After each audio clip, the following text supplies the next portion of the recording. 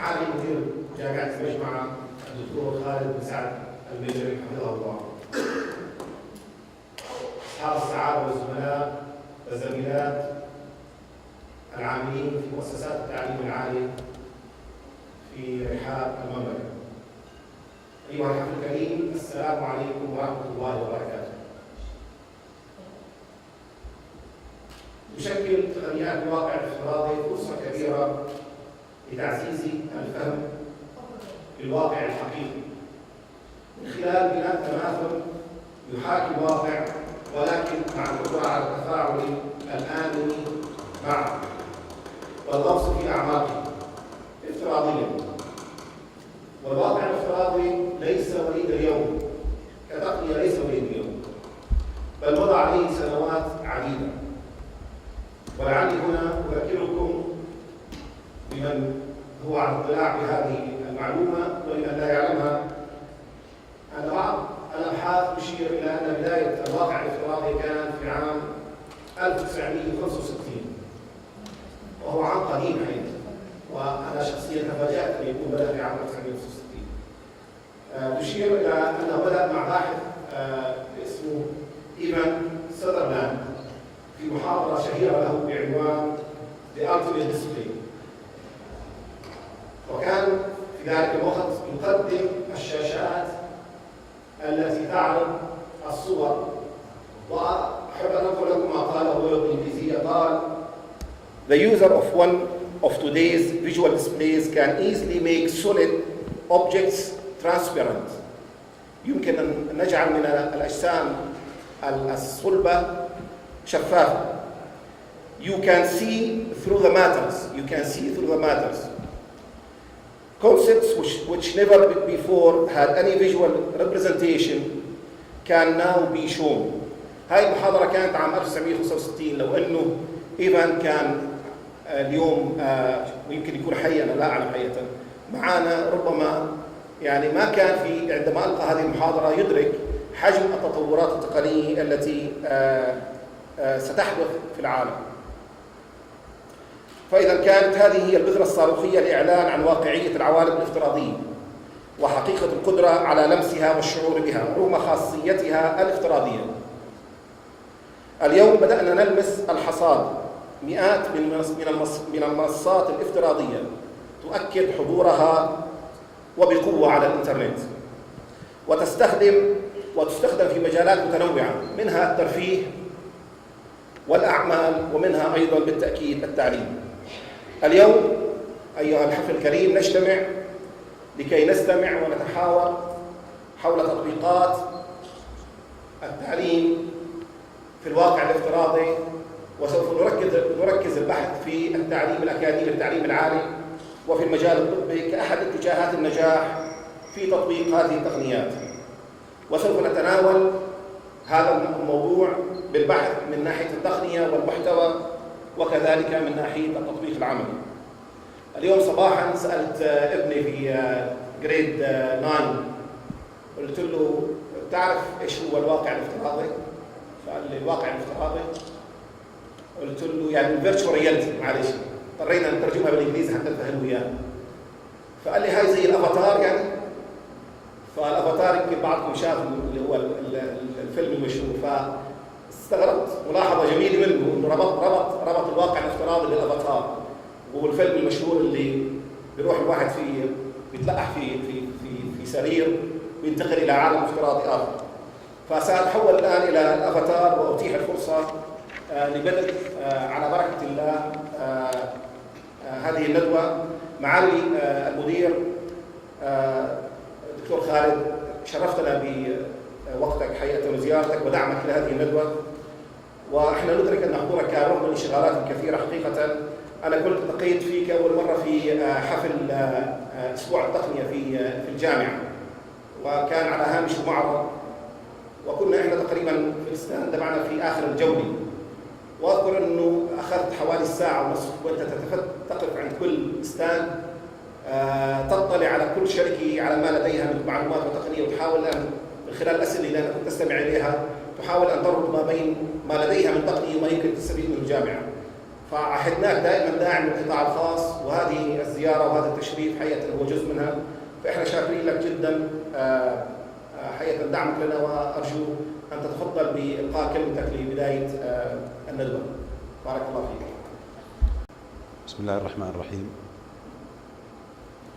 سعادة رئيس شركة نسيج، سعادة الإخوة زملاء الجامعات، سعادة السيد ضيف شافيز، سعادة السيد ريك لمباك، أيها الحفل الكريم، السلام عليكم ورحمة الله وبركاته.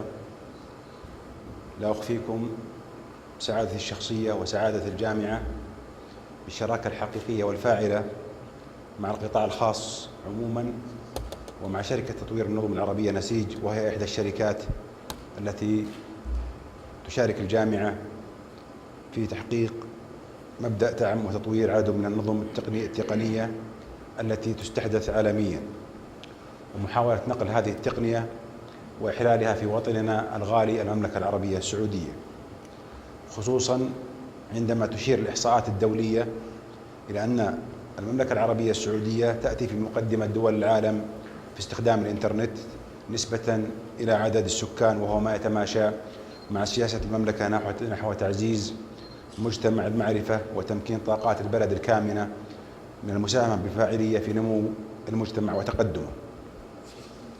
ويترافق ذلك مع المزيد من الإنفاق السخي واللا محدود من حكومة خادم الحرمين الشريفين في دعم التعليم وتطويره، حيث شكل الإنفاق على التعليم في ميزانية الدولة للعام الحالي ما يزيد عن 20% من حجم الإنفاق العام، وهو ما يدفع بنا في المجتمع الأكاديمي الوطني نحو تركيز الجهود للاستفادة من هذه الإمكانات الضخمة لمساعدة أبنائنا وبناتنا على التقدم الأكاديمي علميا وبحثيا وتطبيقيا.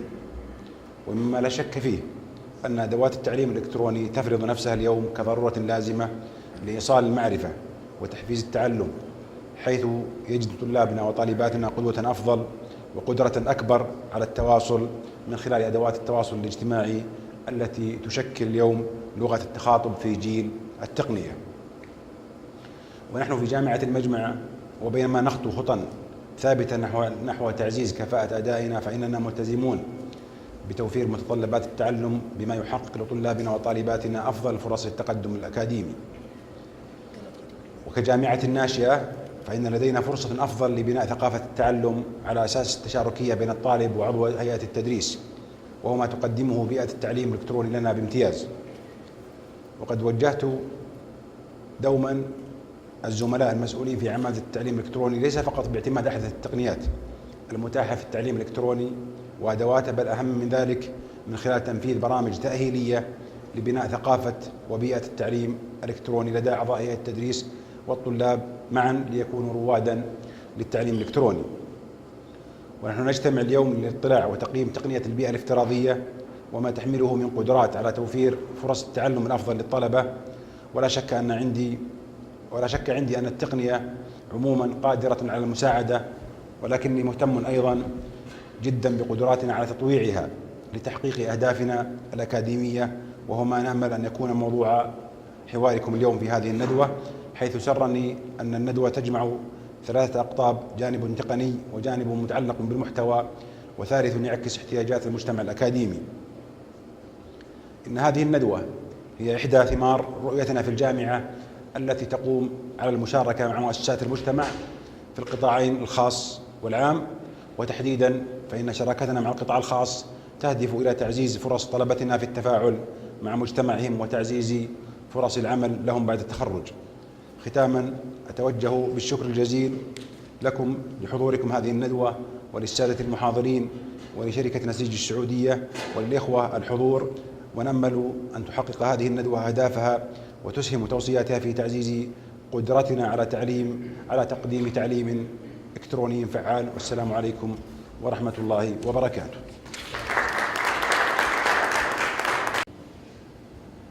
شكرا معالي الدكتور خالد. لقد ساهمت شركة نسيج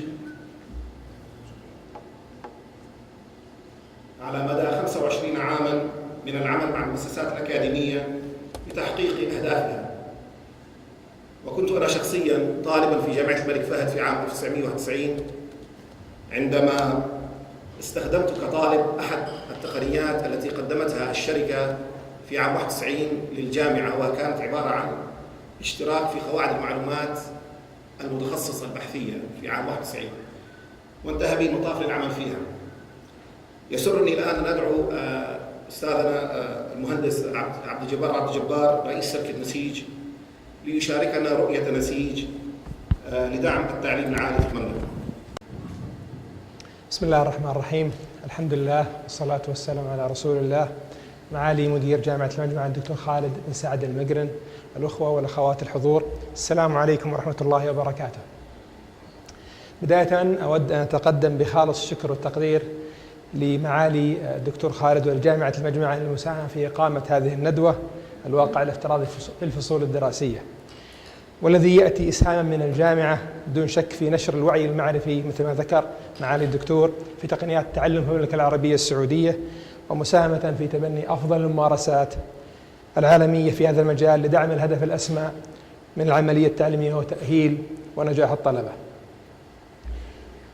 إنه من دواعي سرنا في نسيج أن ننظم هذه الندوة والتي تأتي ضمن استراتيجية الشركة للمساهمة العملية في المؤسسات الأكاديمية في تطوير العملية التعليمية وتحقيق أهدافها في النهوض بالمجتمع وصولا إلى رؤى وتطلعات حكومة خادم الحرمين الشريفين لتحقيق المجتمع المعرفي.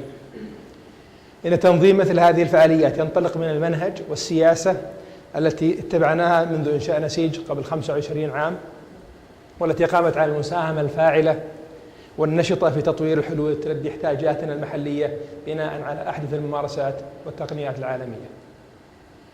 ولعل أحد أهم العوامل التي دعتنا لتبني علامة نسيج للتعبير عن اسمنا كشركة لتمثل مجموعة خدماتنا ومنتجاتنا هو تمثيل هذه العلامة بشكل واضح لمنهجنا في الاستثمار النوعي لتطوير الحلول التقنية التي تنبع من احتياجاتنا المحلية بدلا من اعتماد الأسهل على تسويق وتوفير الحلول الجاهزة. تنطلق سياستنا في تطوير حلول تقنية تتلائم مع احتياجاتنا المحلية من قناعتنا بأن توفر النظم والتقنيات المتقدمة لوحدها ليس كافيا لتحقيق التطبيق والاستخدام الناجح لتقنيات الحاسب الآلي في بيئة العمل، وهي قناعة بدون شك أصبح الكثيرين يشتركون معنا فيها، خصوصا من مروا بتجربة تطبيق هذه التقنيات،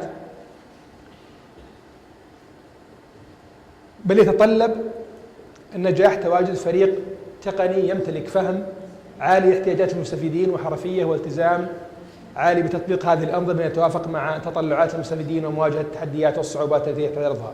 وهذا هو الدور والمسؤولية التي نراها على عاتقنا في تنفيذ الحلول التقنية وإدارة المشاريع التي نعمل على تنفيذها مع شركائنا في الهيئات الأكاديمية وغيرها، وهو لله الحمد الرصيد الذي نعتز به والذي مكننا من تحقيق النجاح في الحلول التي قدمناها في السابق.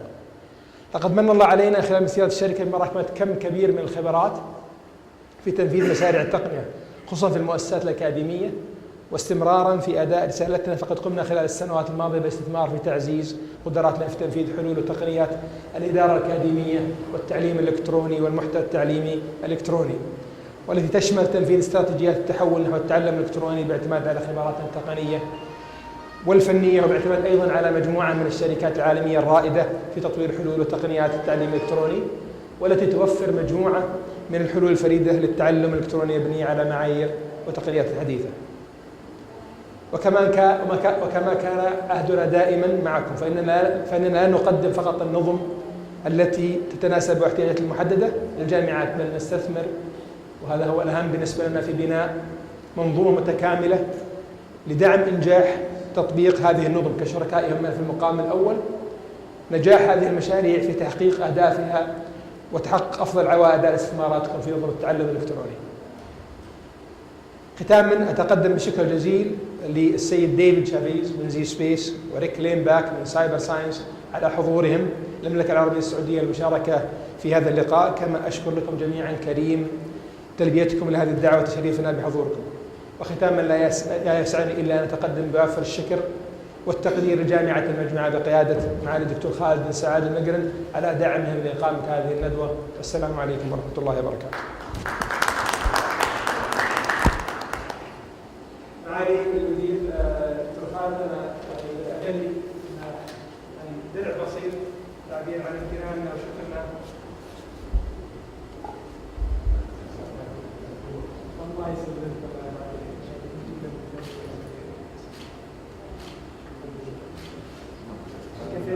يسرني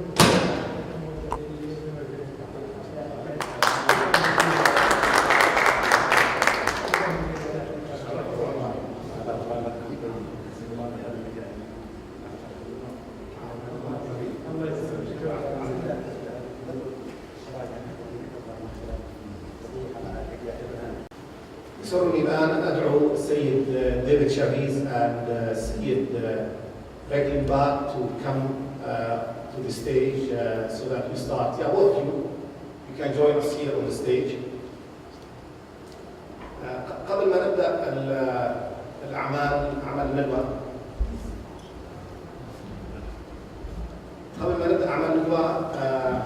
ما في بأس إنه نعطي بعض ما يسمونه بالإنجليزي هاوس كيبنج، اللي هو بعض التوجيهات فيما يتعلق بترتيبات سير الندوة.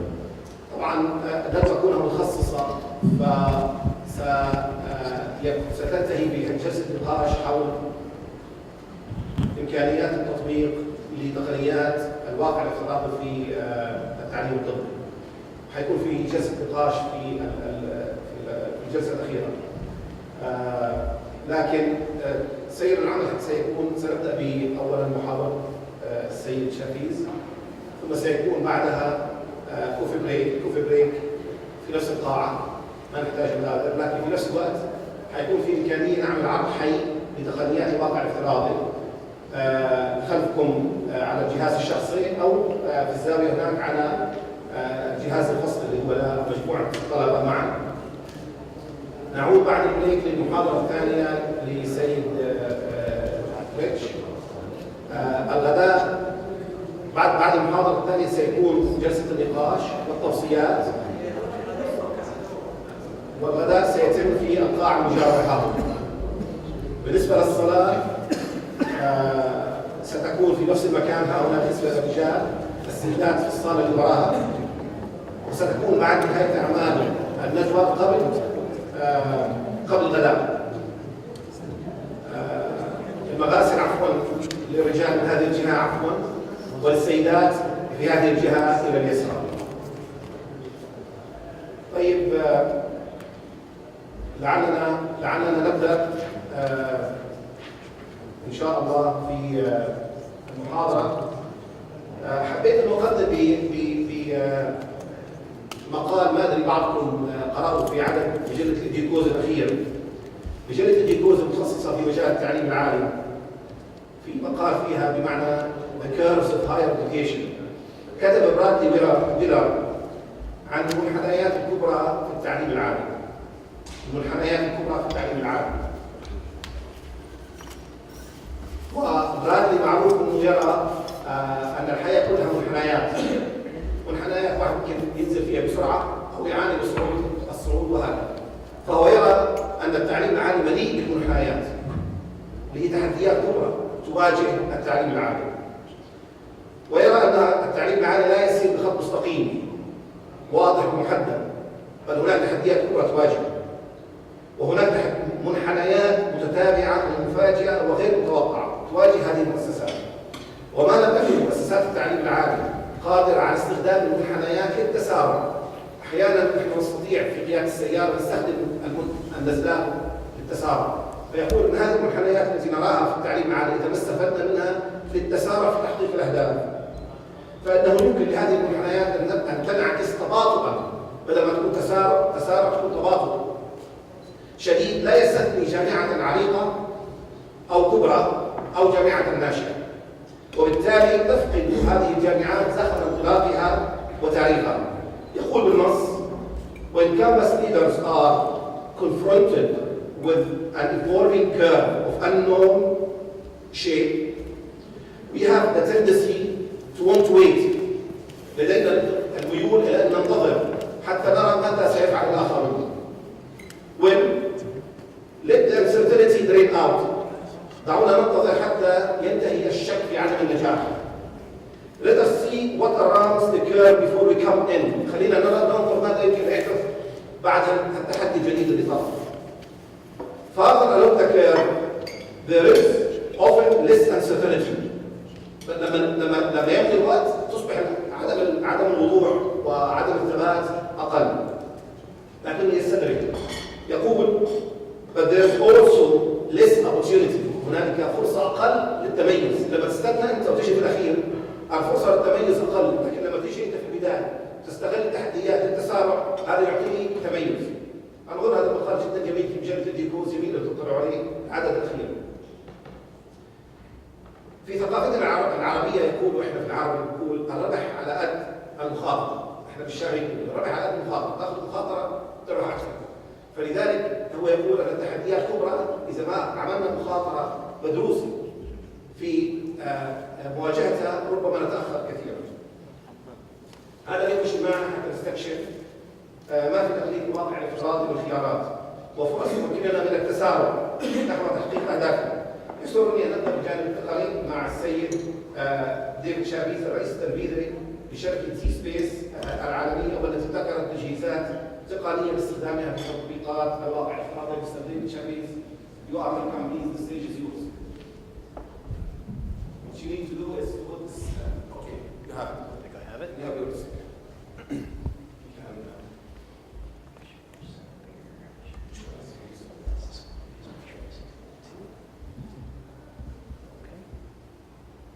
سيكون هناك فرصة في نهاية المحاضرة لتلقي أسئلة أو تكون في الجلسة الأخيرة حيث تكون الجلسة أكثر تفاعلية وحوارا. Good morning. Thank you very much for having me. I'm going to spend some time talking about the power of virtual reality.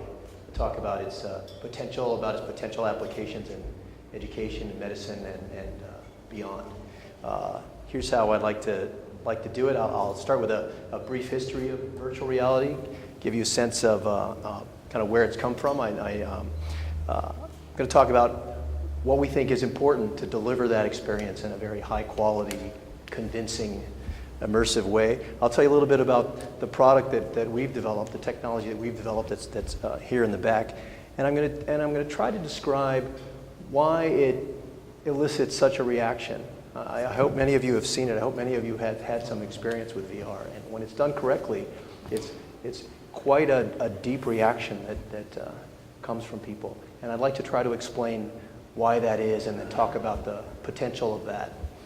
And then we'll talk about some applications, and then if there's time, we can kind of look ahead to the future. So as you heard in the opening remarks, this technology started some time ago in the late 60s with a man named Ivan Sutherland. And you can see him pictured here. That's some headgear with two CRTs bolted to the front of his face, and that gear and that contraption on top of his head tracks his head movements. As you'll hear as we go a little further, that head tracking is a very important element of virtual reality.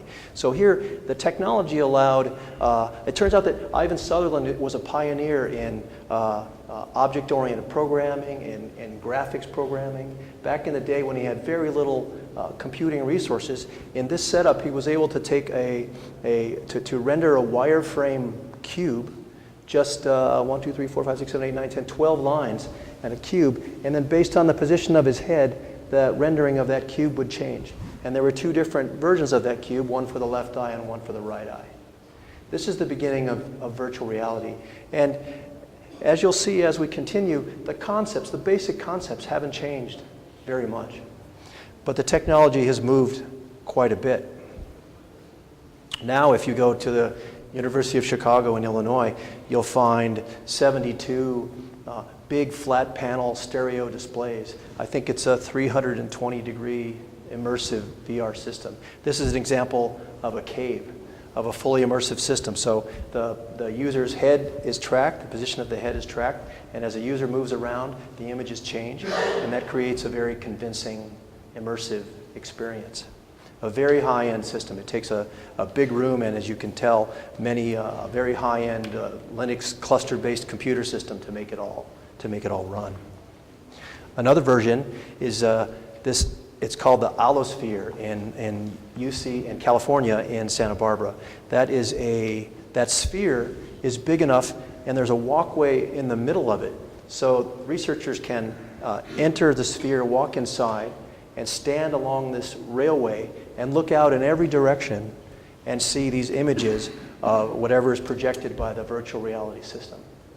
This is an interesting implementation because they've added the element of spatial audio. Spatial audio adds an element to the experience that enhances the intuition. So they look at models of neural synapses firing, and they can hear the sounds. The computer system associates some audio with different kinds of synapses firing off. And the researchers can talk to each other, and they can look up there and say, look, there's something going on here. So it's a fully immersive system again, but in this case they've done a good job to add high quality audio. There's another version of virtual reality which involves a head-mounted display. Just like you saw Ivan Sutherland in 1968, now there's technology. This has moved a long way. Now you may have heard of the Oculus Rift here on the right, which is getting a lot of attention as a virtual reality system, a head-mounted, fully immersive system that's coming to the masses in the form of gaming. The Oculus Rift guys have done a nice job with low latency, so as the head moves around, the computer system knows and the images change, and it's very convincing. And they've priced it very low. I think you can buy a developer kit for a couple $100, something like that, and they have very high hopes that virtual reality in this sense is going to be successful in the starting with gamers. If you haven't tried it, it's a very interesting experience. It takes a little bit getting used to because, in fact, it is fully immersive. So as you move your head around, it's very important that things do exactly what they should do. I'll talk about that in a moment. The technology that we've developed is in the back, and I'll just review it for you quickly. It's similar to everything I've shown you so far. It's a stereo system that is a separate image for each eye, and that's achieved by the user wearing the nice passive light glasses. The eye position and orientation is tracked based on the location, and that's important. That's necessary, actually, so that the images can be rendered correctly to create a convincing experience. And then there's a stylus, a pen that's tracked also one-to-one, position and orientation in the field, and the user uses that stylus to interact with the scene. And I think that was in an earlier slide, was it? Yes. This person on the right, they have some kind of interaction tool, so it's possible to interact with the scene. That's a very powerful element, in virtual reality. So I want to show you just a very quick video clip of this system in action. This is, let's see if I can do this correctly here. These are the reactions of some people playing with zSpace. Oh boy. Okay, it's better now. This is a kind of a simulated view because it's an augmented reality view. But the user believes the images are rendered correctly, so the user believes that they're really there.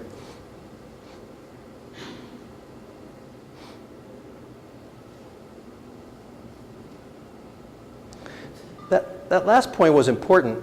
Let me go back to that. That last woman has been around zSpace for a very long time. I think she's here. And she's seen it every day for a long time. But still, she was surprised by the fact that she brought this object, which of course is not really there. It's all an illusion, right? But she surprised herself that she brought this object up and she scared herself. That's because deep in her brain, she believed that her brain wants to believe that those objects are really there, that the data is really doing that. And that's because we're wired up for that. And I'm going to talk about that in just a bit. Let me show you, let me go back to just one other piece here. I think there was a collaborative piece. Yes, this.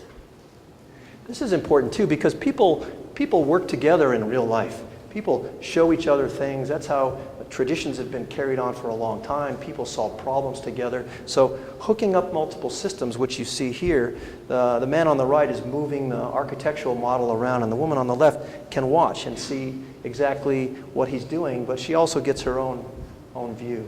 That's a very important element as well. So if I can get back to the right place, here maybe. All right. I'm going to try not to go too deep into the technical details, but I want to give you some appreciation for what's necessary to deliver an experience, a sufficient quality virtual reality experience. And it's not so easy. That's partly why you've never seen this before. Even though the concepts are very old, even in the 60s was the first implementation that you saw, the technology that allows us to do it well and to render high quality images and to deliver it at a cost that can be available to a lot of people has only recently been available. And that's why this thing has come together. So if you look at this curve and you say that this curve is meant to suggest that once you reach a minimum threshold, that as you add elements on the left, as the fidelity of the experience gets better, the user experience, the quality of the user experience gets better and better. And what's happening is that our system, our platform is out there, and companies like Cyberscience and others are developing applications that enhance the whole experience. Let me go back just a bit to the technical side of it. The display system and the interaction system, they have to be done in a convincing way. They have to be done so that if you push something back and so that you might scare yourself, it has to be done so that you believe it. Because, of course, it's all an illusion.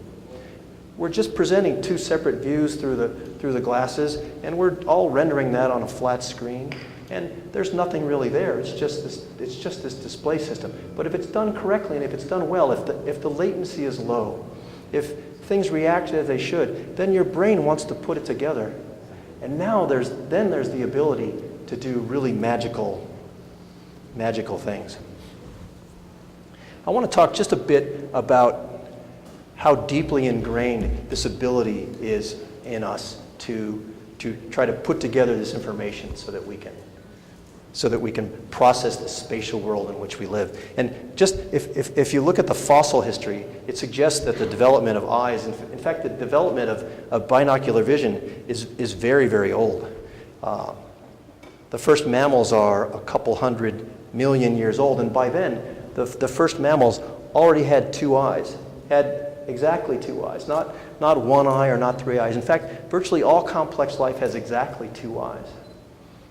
And that's an interesting fact. If you try to tease that out a little bit and try to explain why two eyes is the right number, it turns out to be exactly the number you need to deal with this spatial world.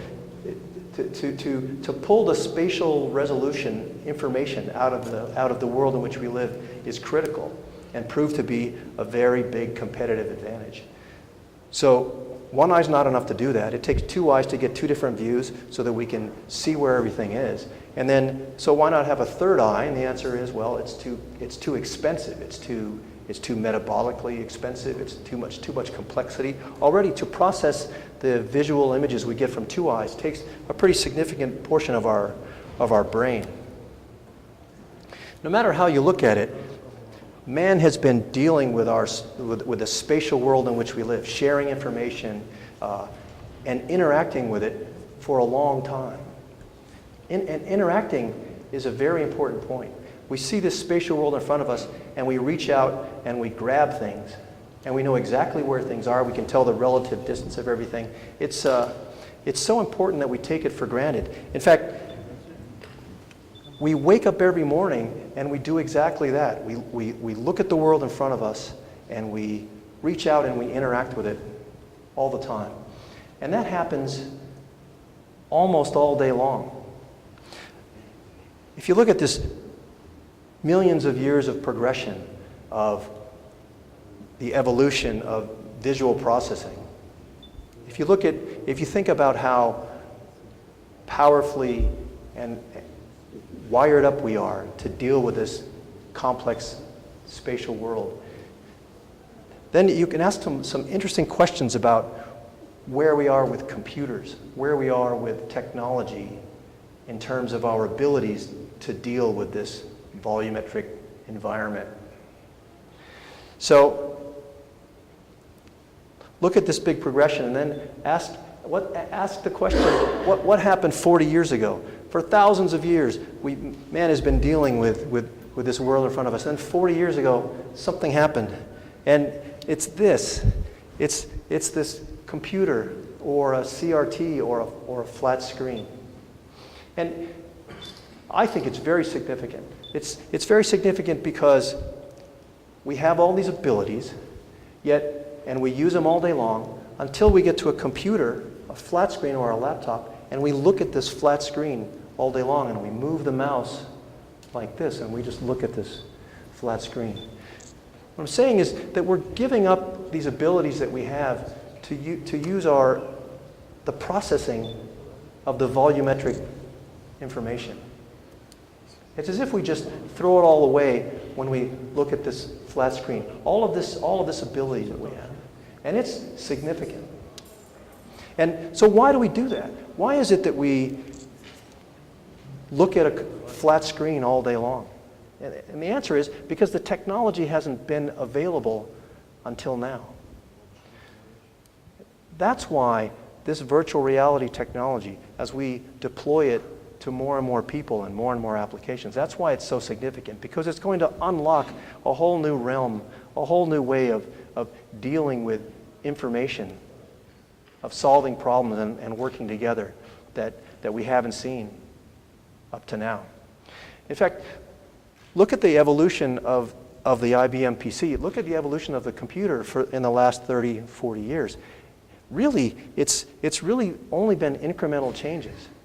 It's faster processing and higher resolution screens. The Windows interface came along and use a mouse and icons, and then touch screens.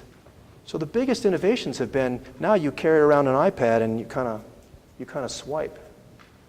But I'm arguing that none of that is natural at all compared to our built-in abilities to deal with the world around us. That's why this virtual reality technology that we're looking at is such a big deal. Virtually all complex life has two eyes. We're all used to interacting with the world in this way.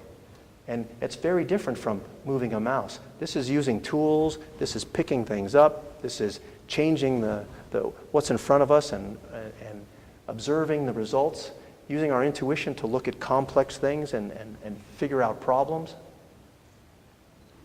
This is a big change.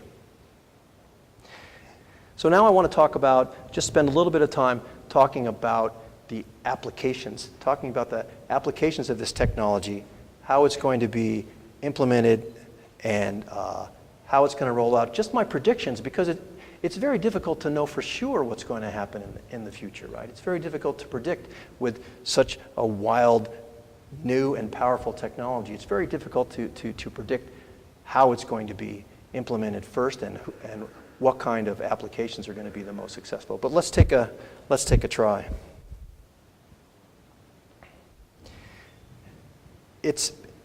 I think these kinds of things are just very obvious. What we're doing with some kids in Los Altos and some schools in California is we're setting up some systems so that students can learn about science in this virtual lab experiments on their desk. It's straightforward to do that. The experiments can be repeatable. We can set up things that are dangerous. We can set up things that are impossible to do. We can change gravity. We can. It's all up to our imagination. And the purpose is to get the students engaged and to get them to discover and that's how they learn. They get immersed and they try something and something happens and they say, oh, what was that? We can do all that in this powerful virtual environment. Let me see if I can show you some examples of what that's going to look like. Yes, I can. here.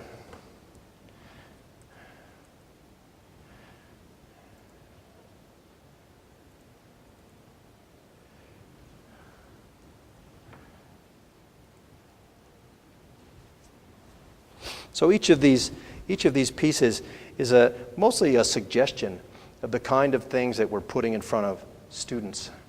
And you can see everything from a crystal structure to analyzing crater patterns on the moon to in the lower left is conic sections, and even that, I can tell you that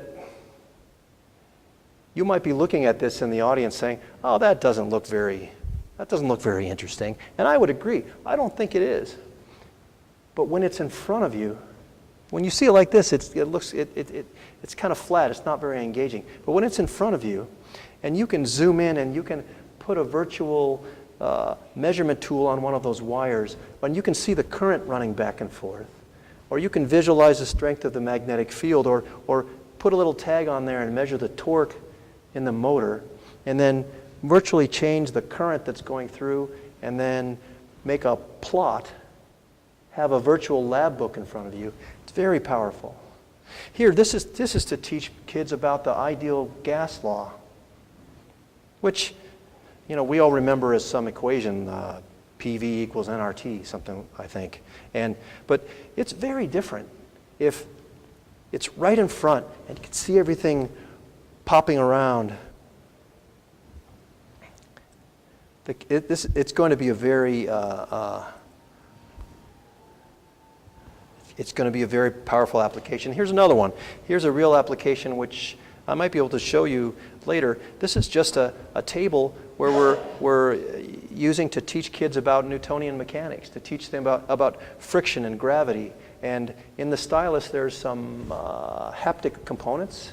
And so it's possible you just pick those blocks up. We also have audio, can hear them knocking into each other, can set up ramps and put a ball on a ramp and let it roll down and make some measurements, and then change its mass and then have it hit another ball.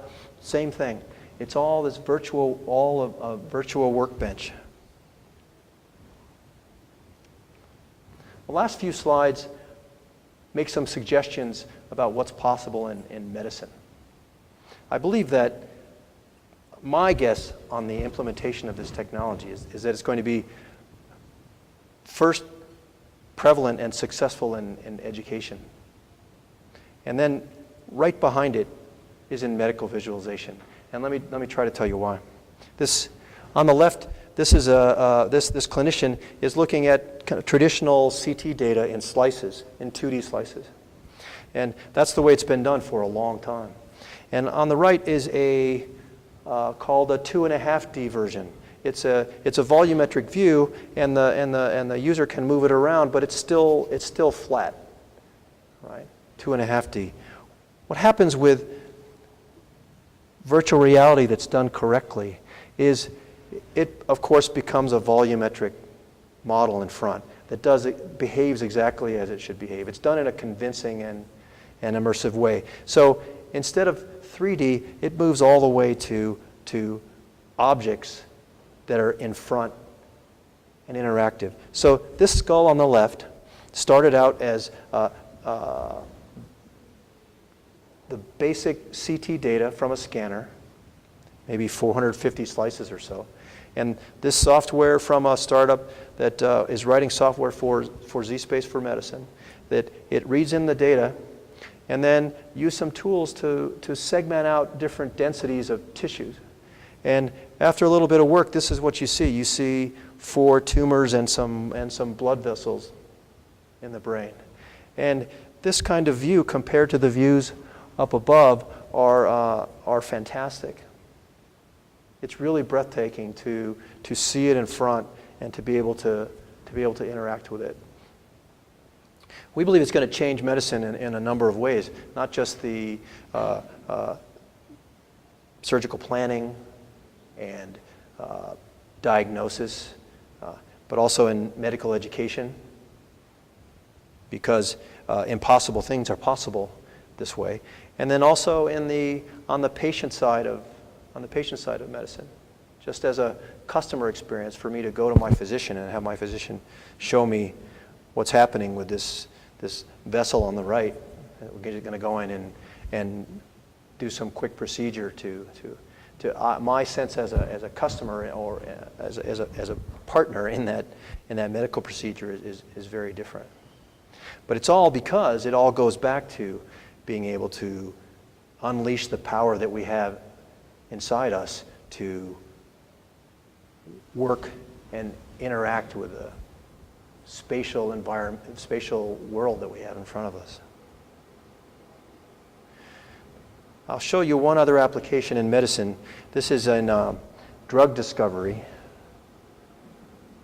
It's the best way for me to do this. Here. This is a protein. This is a protein out of the public domain. Researchers, they to find the physical structure of a protein, right? They put it in some kind of particle accelerator, and they diffract high energy particles off of it. And from the results of that diffraction, they're able to infer the 3D structure, the volumetric structure of a protein. This happens to be an antibody, I believe. And in the development of drugs, what's critical in that interaction is the coupling that the drug fragment has with the complex protein shape. And you can see it there, the little drug fragment, and the researcher is trying to fit it in. So I can show you that, I can give you that sense of what that's like in one more movie here. If I can find it, I think that's it, yeah.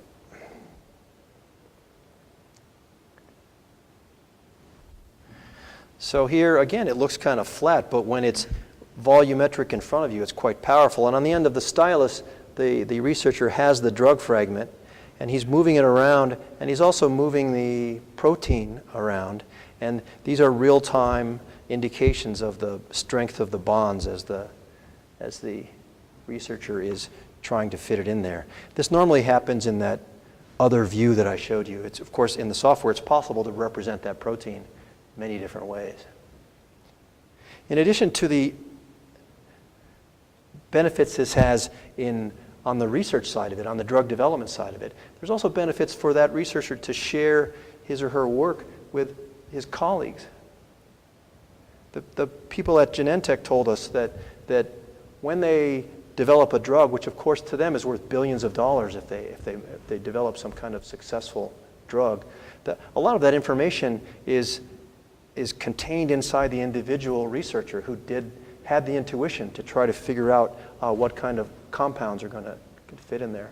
Because it's very difficult to communicate effectively what he was thinking about when he fit it. But with technology such as this, that's possible. It's much easier. It's much easier to share that information. So I think I'm almost finished here. Here are a couple more slides of that DICOM reader package, of that DICOM software that I told you about that's being developed for zSpace. And this is probably difficult to see, but I might be able to show it to you later. But it's the same thing. It's a three-dimensional, four-dimensional. It's X, Y, and Z. It's X, Y slices with density information in, say, 256 by 256, and a bunch of slices. The software takes that, looks at all the densities, and creates this volumetric view that we look at, and it makes all kinds of sense. So you look at this, and you can completely appreciate the complexity of that blood vessel structure. This happens to be a congenital problem with a pulmonary artery, I think, that was missing, and the child system developed a completely different set of blood vessels to make up for the fact that this primary vessel was missing. And it's the kind of condition where some action needs to be taken soon, within the first few months of life.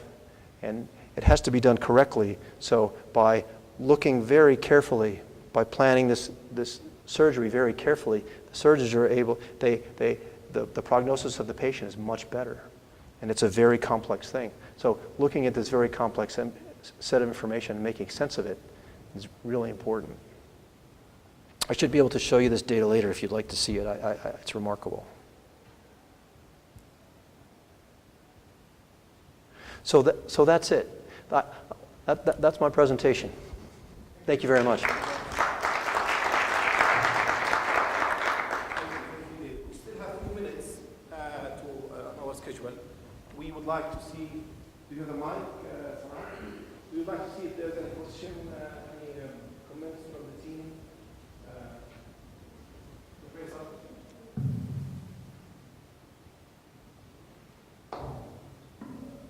Thank you very much for this added value presentation. I think it's a very wonderful experience for the students to have an experience with these things. My question to you, how do you set up the evaluation for the experience? Or how do you set up the assessment tools so when a student goes through the experience with the 3D model, how they assess themselves? And how do you set up the assessment or as a teacher to evaluate what has been done through the learning? Yeah, that's a very good question. Dr. Faisal Idrisi is the Dean of E-Learning at Qasim University. I see. Yes, I think student assessment is a key element as we look ahead. We firmly believe in the benefits of the technology, and because the students are immersed. If nothing else, they'll spend more time and they can try different things. It'll be in the software applications that are tasked with trying to keep track of the students' performance, of the milestones, and to report that back. One thing we're doing now in the trials in the school districts is the students use this technology to evaluate, say, the cardiovascular system. They'll do a unit on the cardiovascular system. And then the students will use some augmented reality technology that I showed you earlier with moving these parts around. They'll use that to give a presentation to the class. So, and that, in one sense, the evaluation is done that way. The student's assignment is to give a presentation to the class that says, here's what I've learned, and they're moving some pieces around. But the real power of the system is in the software. It could be that the software looks very carefully at how a student interacts with a particular simulation, and the software can infer very much about what kinds of things the student did. The software can get a good sense for whether the student uncovered some of the subtleties. Also, of course, the software could evaluate by giving some kind of examination, or there could be tasks, and it could be all tracked up. At the moment, what we've done from the platform point of view is we've not developed all that software, but it's a very good point. I also think that Rich will be talking about the software, and I think there are some capabilities in the software that he's going to show us that allows setting up some assessment and exams. حيكون أظن في السكند سيشن Rich will touch on some of the questions that we have. Dr. Ahmed, مع إنه رفع يده.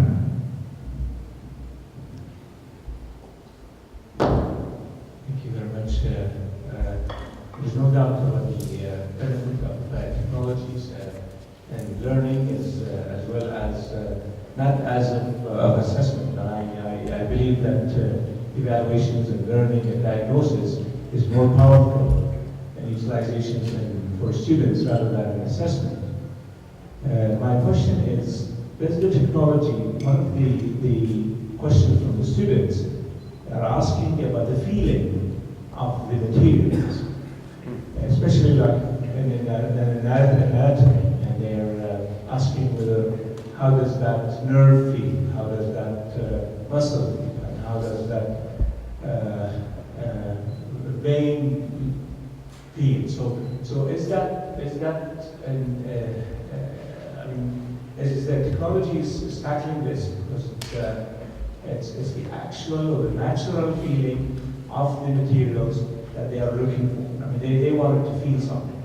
And I think that sense of that visual recognition is there, and I think it is advanced, but how about the feeling? Yeah, first I should say some of the most powerful applications we've seen are a mix of the virtual reality and the real thing. So I think the virtual reality is not a complete replacement for practicing to cut through some tissue, right? It's not going to be the same thing. Having said that though, the haptics technology is quite remarkable. And we can show you some demonstrations back there. Because the stylus is being held in the tips of the fingers, it's a very sensitive input. And the haptic technology, which is done with piezoelectric transducers, has the ability to make very subtle suggestions to you that you're bumping into things or that you're feeling things.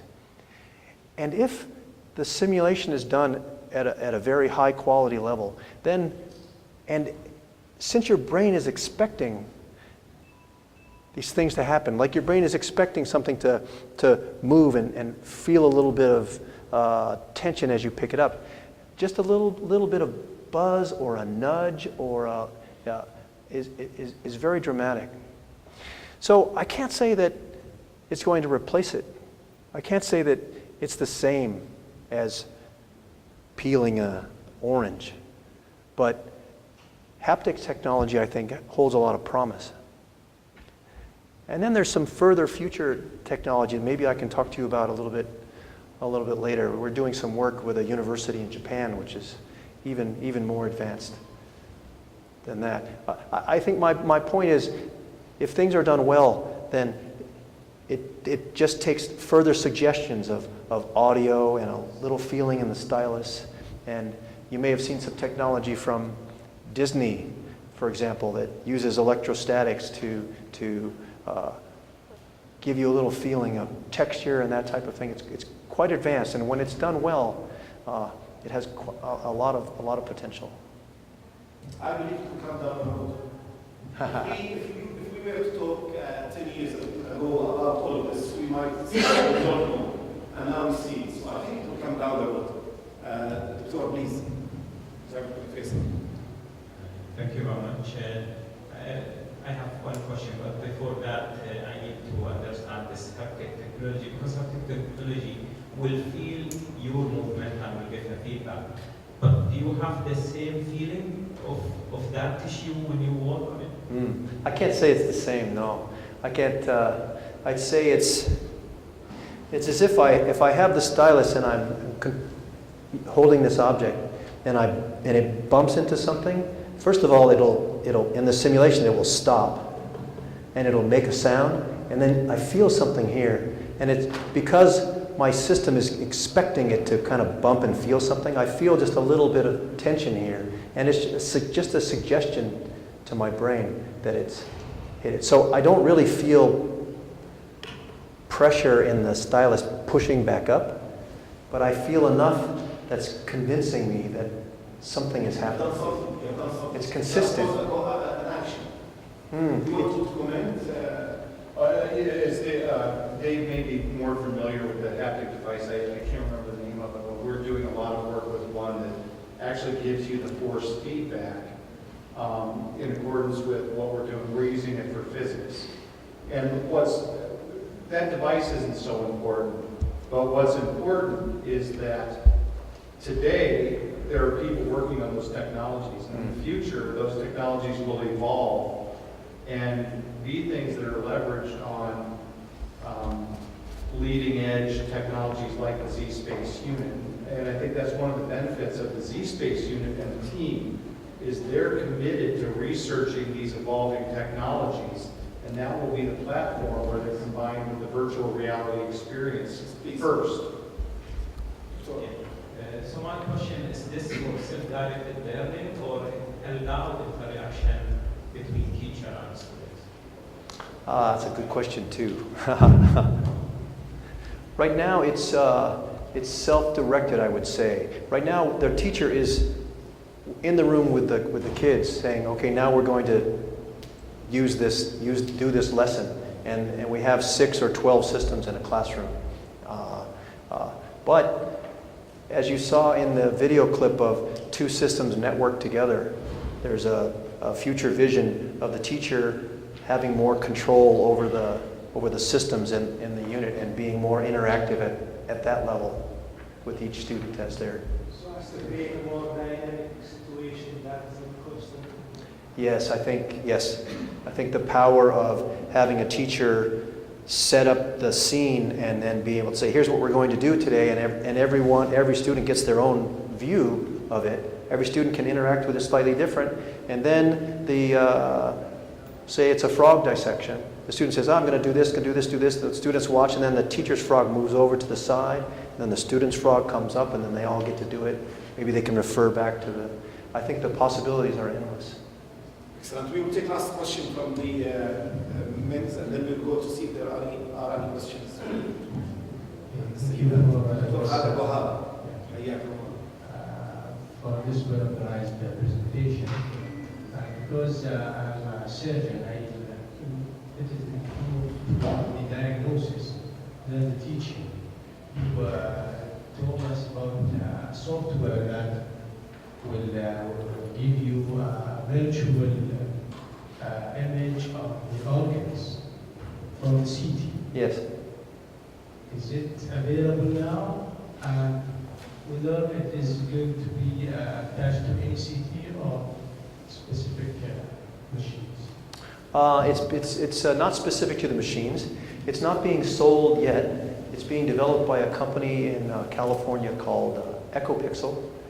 They are doing clinical studies at Stanford and UCSF, and they're getting very exciting results that show that the physicians are improving in both in speed and the accuracy of their diagnoses. So they've done some studies where the physicians are comparing the two-dimensional way of running through the data, and then they compare it on the Z-Space application, the EchoPixel application, and the results, as we would expect, are very, very promising.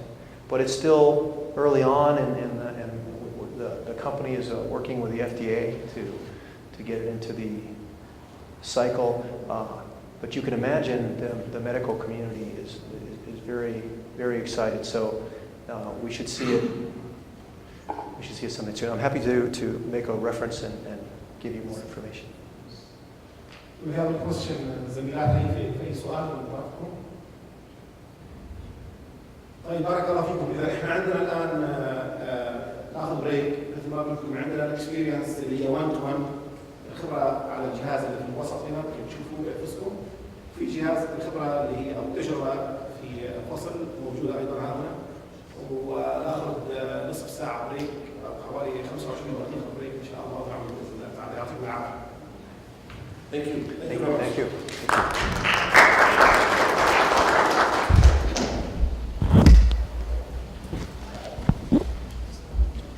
Excellent. Thank you.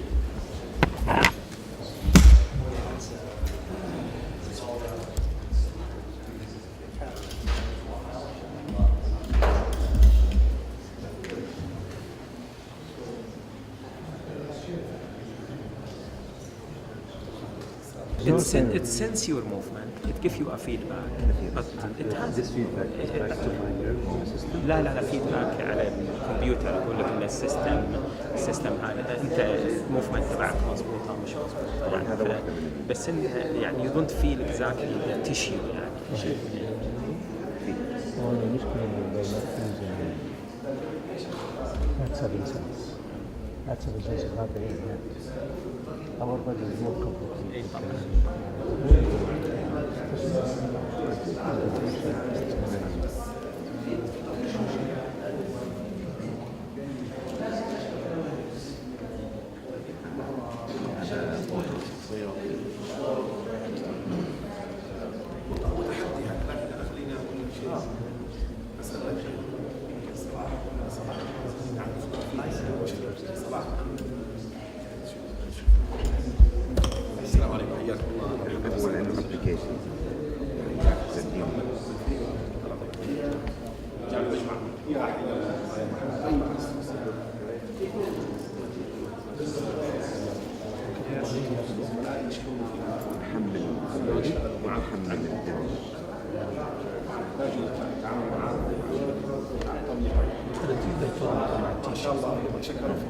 يعني كيف شكل الشاب قاعد يشتغل هناك ممكن هو يشتغل لا هو الناس الموجودين هذه تابع في طريقتين الناس الموجودة تتابع على أجهزتها لازم كل واحد هذه تجربة فردية يعني طالب بيشتغل والناس بتشوف ايش عم بيشتغل لكن تجربة الفصل هناك مجموعة كاميرا تحط كاميرا هنا تعرض الموديل على الانتراكتيف بورد.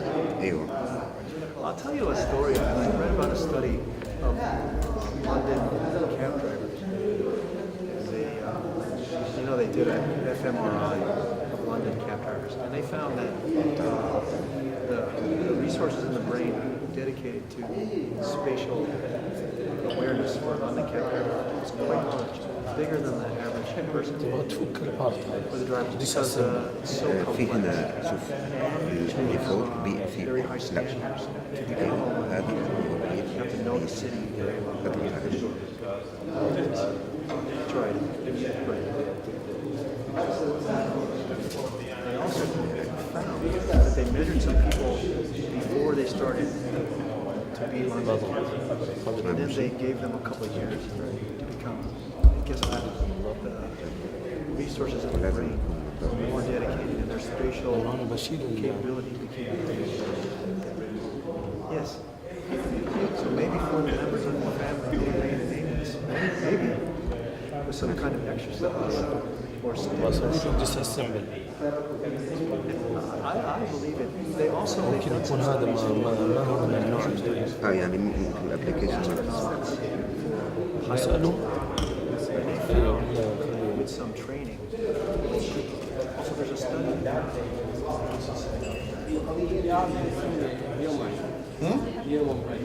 You want to see the human We have body? that, yeah. في نظارات كمان. So here's the respiratory system, for example. وين أحمد داوود؟ Yes. You want to see the eye? Come on. This is our K through 12 version. We also have a medical school version. This is the K through 12 version. This one's the K through 12. We have another version for medical schools that's a little bit more complete, or a lot more. But this one is packaged in a way that's a lot easier for elementary students, high school students to use. You see, we have all the nerves. This is one of my real talents, is I can go through and turn around inside of the eye.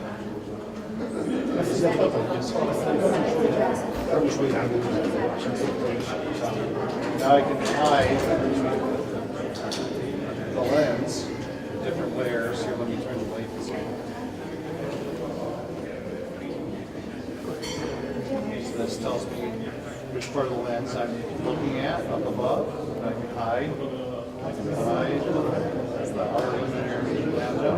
Here's the iris. I hide that. I can see the muscles on the inside.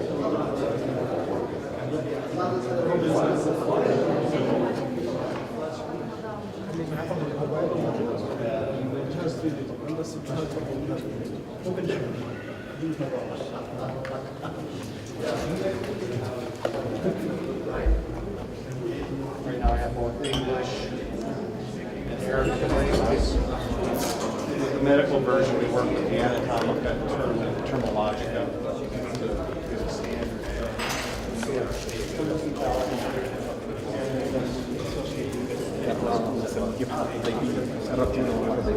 ايوه المفروض ايوه وتفك المسمار وكذا ممكن يكون دقيقة في شيء المفروض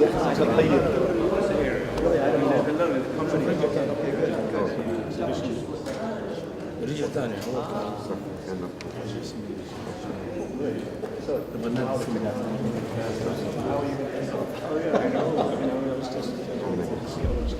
شوف هذه شفتها خلي اخونا غازي يشوف هذا موصف فيه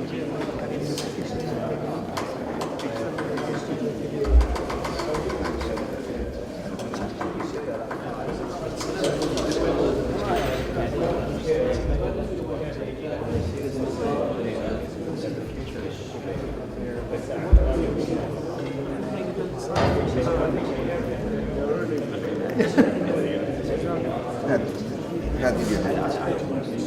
ايوه كل صيدلي بيكون عنده ينبض بمقداره. وطبعا في ابلكيشن، طبعا هذا ابلكيشن في ميني مود.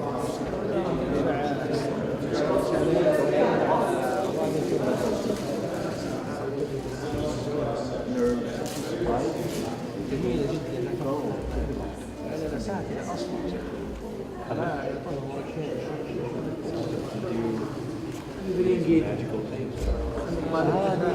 فيها ميزتين، ميزة تعليمية تفهم السيستم وميزة الطالب هذا اللي لابس نظارة لا لابس شارع. على فكرة إذا اثنين يشوش على هنا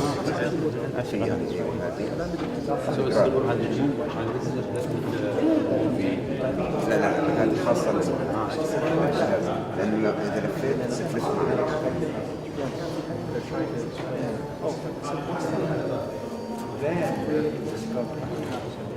طلع بطل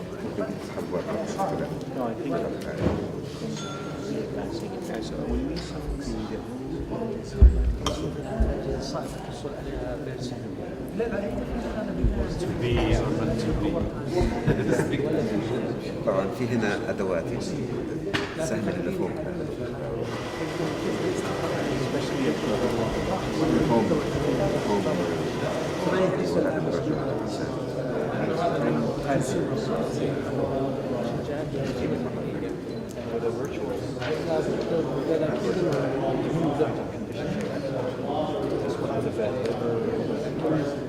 somebody makes a mistake in the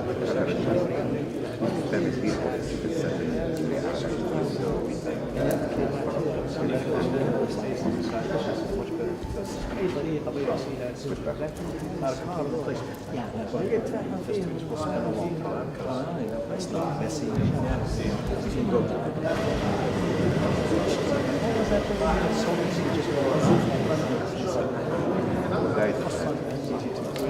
guided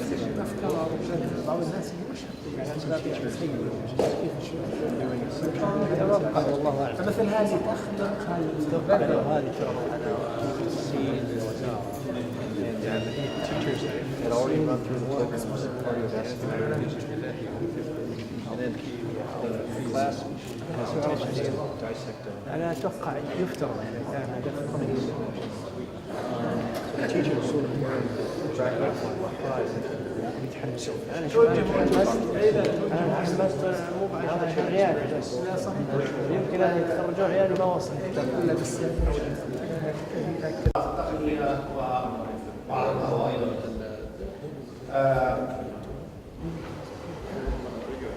اتمنى تكون جرعه حقيقيه افراديه ايضا، مما لا شك فيه ان توفير المحتوى المناسب هو احد اهم حوافز تطبيق التعليم الافرادي. الاسئله اللي سمعتها بشوي تتاكد على ان المحتوى جزء رئيسي. السيد شفيق اعطانا فكره عن الطقس من الناحيه التقنيه. اليوم مستر ريتش ليبر حيتكلم عن جهود تطوير المحتوى في الواقع الافتراضي. شركة سايبر ساينس اللي يرأسها السيد ريتش لديها خبرة واسعة في هذا المجال، حيث تعد من أوائل الشركات العاملة في هذا الصعيد. والسيد ريتش نفسه لديه خبرة أكثر من 30 سنة في هذا المجال. حتى ما أطول عليكم نترك السيد ريتش إن شاء الله تكون حاضركم ريتش على السيد. I hope your presentation will be as rich as your name.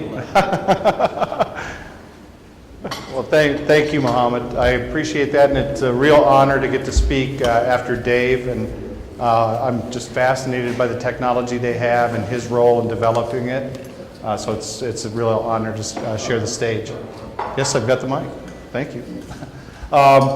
Before I start, one thing, I've been coming to the Middle East for 20 years now, and in one way, the first time I came, it's just so different and so foreign to come here.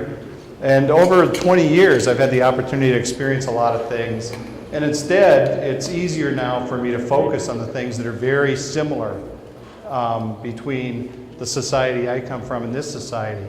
The owner of our company, Dr. Kareem Abdul Malik, came from fairly humble beginnings. He was born in Egypt, moved to Jordan. He became a Fulbright scholar, was educated at Penn, the University of Pennsylvania. And he started this company after getting a job as a research professor at the University of Iowa.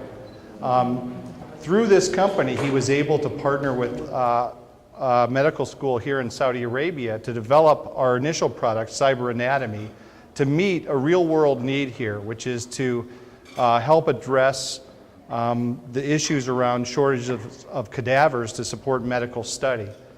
He feels very strongly about the mission of our company to really help promote education and provide others with the great opportunities that he's had in life.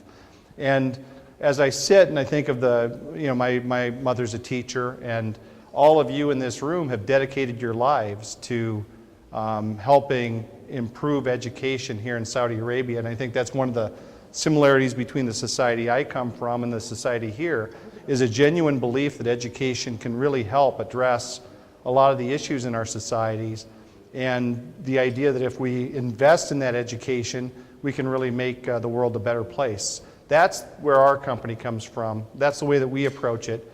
And I think it's important to note, because I really believe in my time here in the Middle East that many of you share that same vision. So that's where I'm coming from, and I'd just like to share with you some of the great technologies that we have. And so our technologies are three. A lot of you have the brochures. There's Cyber Science, which is a K-12 product. There's Cyber Anatomy, which is a medical school product to support the instruction of human anatomy. And there's Cyber Physiology. And I'll just start by showing the way that some of our products look on the computers. Some of you saw these at the break, and I'm going to be happy to show even more. But you can see what our software is about is providing an immersive and interactive experience to teachers and learners. And what we're trying to do is we're trying to increase the amount of interactivity in the classroom. And that interactivity is interactivity between a student and the curriculum, and the interactivity between a teacher and the student. And we think that those, excuse me, those are very important goals to help improve the effect of these types of tools in the hands of educators and students. The platforms that we're able, and I'll talk a lot about the different platforms that we can host these on, but the platform that Dave showed you is just a wonderful state-of-the-art tool that can really help elevate that immersive experience. But equally important is the interactivity that these tools support. So just very briefly to go through the different brochures that you have. Cyber Science 3D is our K-12 product. This is deployed worldwide. We're currently doing a large product launch in China. We're in many schools in the US. And the Cyber Science product covers the full range of science disciplines. And really, we have exercises that address the full K-12 spectrum. Cyber Anatomy, and I'll show some of this after the break. Cyber Anatomy is a medical school product. It's currently in use at Harvard, Stanford, Cornell, the University of Chicago. It's in about 15 medical schools here in Saudi. We have both Cyber Anatomy Med, which is a 2.5D version, as Dave would call it, and Cyber Anatomy Med VR, which is a fully immersive 3D version. Notably, we just completed the installation of our software hosted on the zSpace device at a major university in New York City. That was our first deployment on the zSpace device, and that has been very well received there, and we're very eager now to bring that product forward here to the Saudi market. And then the third product, and I won't talk as much about this one, but it is a very interesting product, is Cyber Physiology. And this is it's a virtual human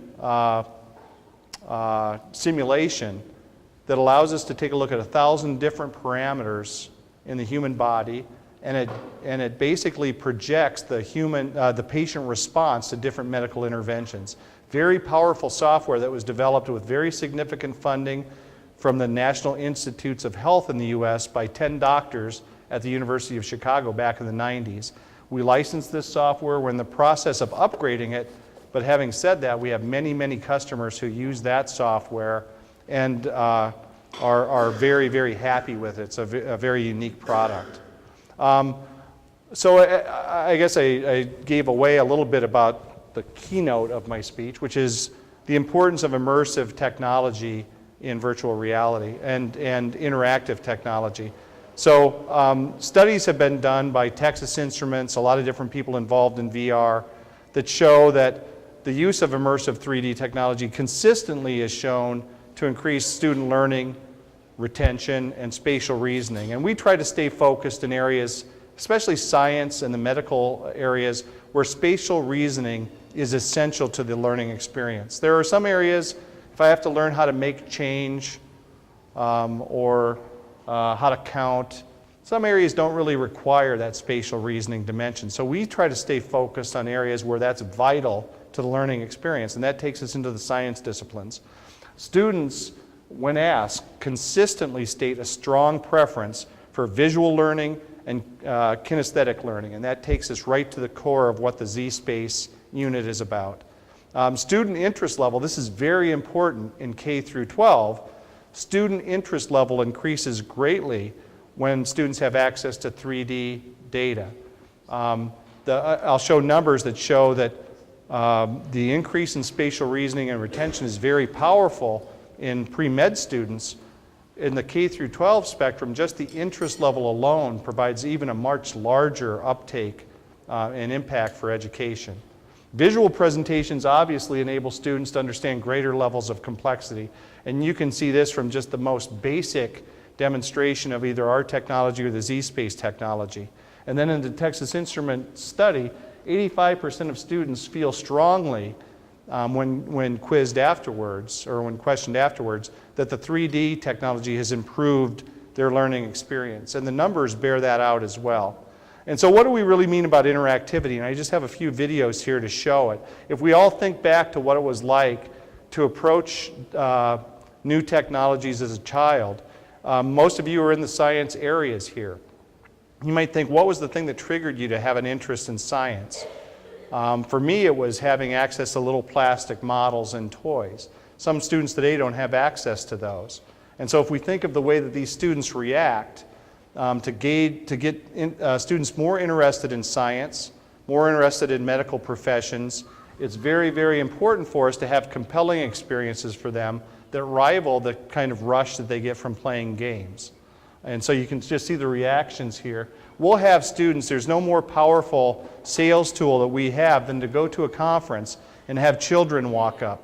Because kids will sit and take from the most basic activities we have to the most advanced. They'll completely launch themselves into our material, into our content. There's nothing too complex for them. There's nothing annoying about the 3D experience. That interest level is vital to developing interest in students to take on engineering, science, math disciplines. And you can just see the kind of reaction that we get. As we take a step forward, one of the new things, Dave spent a lot of time in his presentation talking about haptics, and there's this whole concept called cognitive levers that are unleashed by the zSpace device. And some of the technology that's being worked on by zSpace, in addition to some other companies, is the ability to recognize gestures with a sensor. So instead of even relying on the stylus, in the future you'll be able to interact with the zSpace or with other devices simply by using your hand. This is a product called Leap Motion, and this is just a student from India. This has nothing to do with our company. This is a student who took our model of the skull, interacted with it, made a video, and uploaded it to YouTube. And you can see, while he's using some gestures that are quite different from the way that you'd interact with a skull, the system can currently identify these gestures and allow him to manipulate the skull. In the future, the technology that's being worked on by zSpace and others will identify even more precise gestures.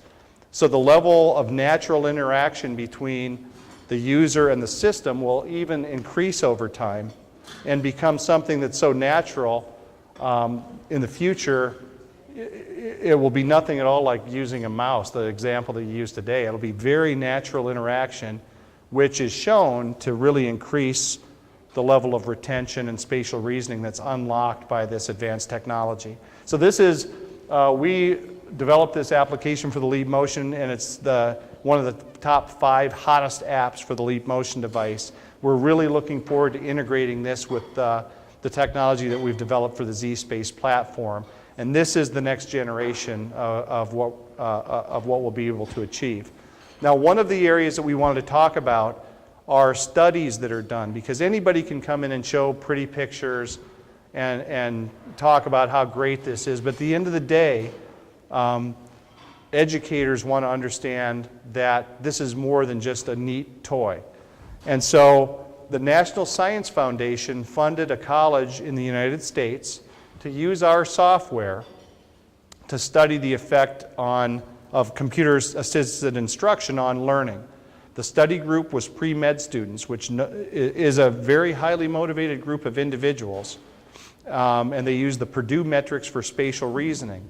Their study found that the use of our software over traditional human anatomy instruction resulted in a 33% increase in retention and a 35% increase in spatial reasoning. With the pre-medical students, that is a huge number. With the K through 12 disciplines, the number will be even greater, because interest level or the lack of being able to master basics is such a significant barrier to students mastering science, technology, engineering, and math principles. And so this was the first study that was done. It was a very formal study. The National Science Foundation subsequently awarded the college another $1 million to continue their study and take a look at more facets of this. But this finding is somewhat consistent with some other studies that have been done by Texas Instruments and some other groups looking at immersive 3D technologies. We're very proud of this. We were very proud that they used our software to run the study, and we're very excited about the results. And this information, this study, is available on our website, and we can provide the information to you.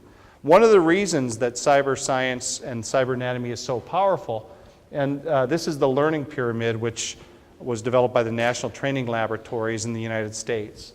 And basically, they've done a study that shows average retention goes up for what they would call the higher forms of learning. And so obviously at the bottom, you have lectures, and we all know lectures are good to an extent, and reading is a little bit better than that.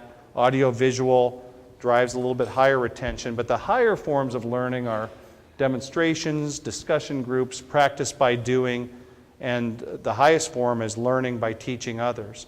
Our products are really geared towards those higher levels that have been identified by the National Training Laboratories, and that's one of the reasons that the software results in such a large benefit to the education process. In the United States, we conducted a large nationwide pilot working with Texas Instruments and several other partners. As I said, the findings were pretty good. It was well reported. We were very proud to be featured in the Wall Street Journal. Working with Texas Instruments, we also did a large pilot in Europe. And right now we're in the midst of a large pilot. It's actually more than a pilot. It's a large product launch in China, working with the Ministry of Education and schools across the country there. And what I'm trying to get across is there are a lot of people who are rallying to this technology. We've definitely, as a company, we've been focused on this for about 5 years. We've been ahead of the technology curve for a long time. We're seeing more and more schools, more teachers, more students, more countries get involved in this push. And the people who are committed to this are influencing the way that we develop and deliver content, and they're reaping the benefits from that work. One thing that is always important when we talk about 3D, you'll never hear this from a student, but you'll always hear this from some of the teachers. It's, oh, I'm not sure, this is going to make me sick. These 3D glasses I don't feel good after looking at it, and people are worried that there's going to be different medical side effects. Because of that, the American Optometric Association published a study that showed that 3D actually has medical benefits to students. There's no risk to using the 3D glasses and technology. It actually helps identify different medical conditions of the eye earlier than would be identified otherwise. And so it's actually healthy for students to be exposed. I'll get the question a lot, well, how much time can people spend a day before it really hurts their eyes? And I don't know that there's any number identified. I've seen students spend 2 or 3 hours at our booth playing with the technology, and none of them really showed any ill effects from it. So this is just an important myth to take on and to put into perspective. Now I'll talk a little bit about the different products that we have. And Cyber Anatomy is important to understand the product. It can run in 2D or 2.5D. It can run in 3D. It can run over the web on a laptop. It can run in a lecture hall on a large VR system, and everything in between. The motivation for it, and this is just preaching to the choir, I think, because this was begun here in Saudi for reasons that are near and dear, I'm sure, to the medical instructors among us. Anatomy is obviously crucial to the study of every medical field. Cadavers are costly, more so here than anywhere in the world. There's limited availability. It's impossible to repeat training with a cadaver. There are parts of the cadaver that are impossible to work with anyway, like the inner ear. It's just not viable to work with. The quality, and this became clear to me, I was in Turkey the first time I saw a cadaver lab. I always assumed that a cadaver in a medical lab would look like me, as though I dropped dead yesterday. Well, you get into the lab and they don't really look that good. And so the quality is a real issue. There's a shortage of instructors. And going back to what I talked about earlier, spatial reasoning is essential. For those reasons, we partnered with the Saudi German hospital here to start this effort. Just a little bit about our product. This is all in your brochure. We have over 13,500 different landmarks in our software. That's a lot. In the US, doctors have to memorize about 8,000. I'm not sure what the number is here in Saudi. We have medical level of detail that I'm happy to show. The labeling is in accordance with the Anatomica Terminologica, which is a standard. We also have Arabic labels, and the nice thing is I can take a look at both of those side by side. It's been extensively reviewed by medical professionals. So as we developed the product, we had anatomists, professors, and medical doctors on our team. We also worked very closely with Elsevier, the world's largest publisher of medical textbooks. So we have not only our Cyber Anatomy version, but we have a Gray's Anatomy version and a Netter's version. And so we can get all those different textures to put in front of schools based on what curriculum they follow. And it incorporates imagery from the National Institutes of Health, so I can take a look at CT scans and MRI images correlated to the anatomy models that we have. And in answer to the earlier question, we have full quizzing and full search features built in the software. It's very user-friendly. And then the important thing, and this is one of the key points that I'll hammer over and over again, is there are a variety of different ways to deploy the software. So we sell it through a one-time purchase or an annual subscription. It can run in 2D or 3D based upon the type of device that you have. It can run on a single computer, over the web, on a server installed at a school, and that's up to the school based on how they want to manage their infrastructure. The web-based solution provides home access for teachers and for students. And it has full compatibility with all brands of interactive whiteboards, which are becoming more and more common both in colleges and K-12 schools. We're also working on iPad and Android versions, which we can demonstrate and which will be launched here in the upcoming year, as well as the zSpace version. The important thing, and last night we met and talked about some of the keys. The important thing is, as educators, you don't want to have one type of software for each different type of device that shows up in your school.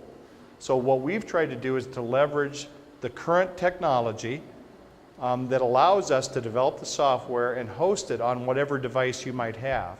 It's, that area is called BYOD in the US, bring your own device.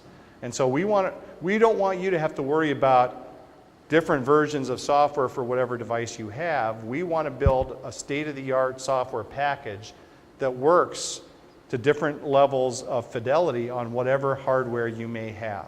And as part of doing that, we can then mix and match so that in the future, Dave talked about collaboration with the zSpace unit. In the future, the instructor will be able to use a zSpace unit and drive the students' displays, or the instructor may have an interactive whiteboard or a regular computer and drive the zSpace displays, or any combination of those things. And that's what schools deserve from their software providers. There are far too many software providers who target their software for very narrow hardware platforms, and then as the technology changes, it's costly for schools to keep up with that. That's one of the things I'm very proud that our company has been able to avoid. The content, this is all in your in the flyer that you have. I'm going to be happy to show all of this to you. There were some questions from the ladies earlier, and I'll be happy to go through and show exactly how the Cybernatomy software works. There's some new features.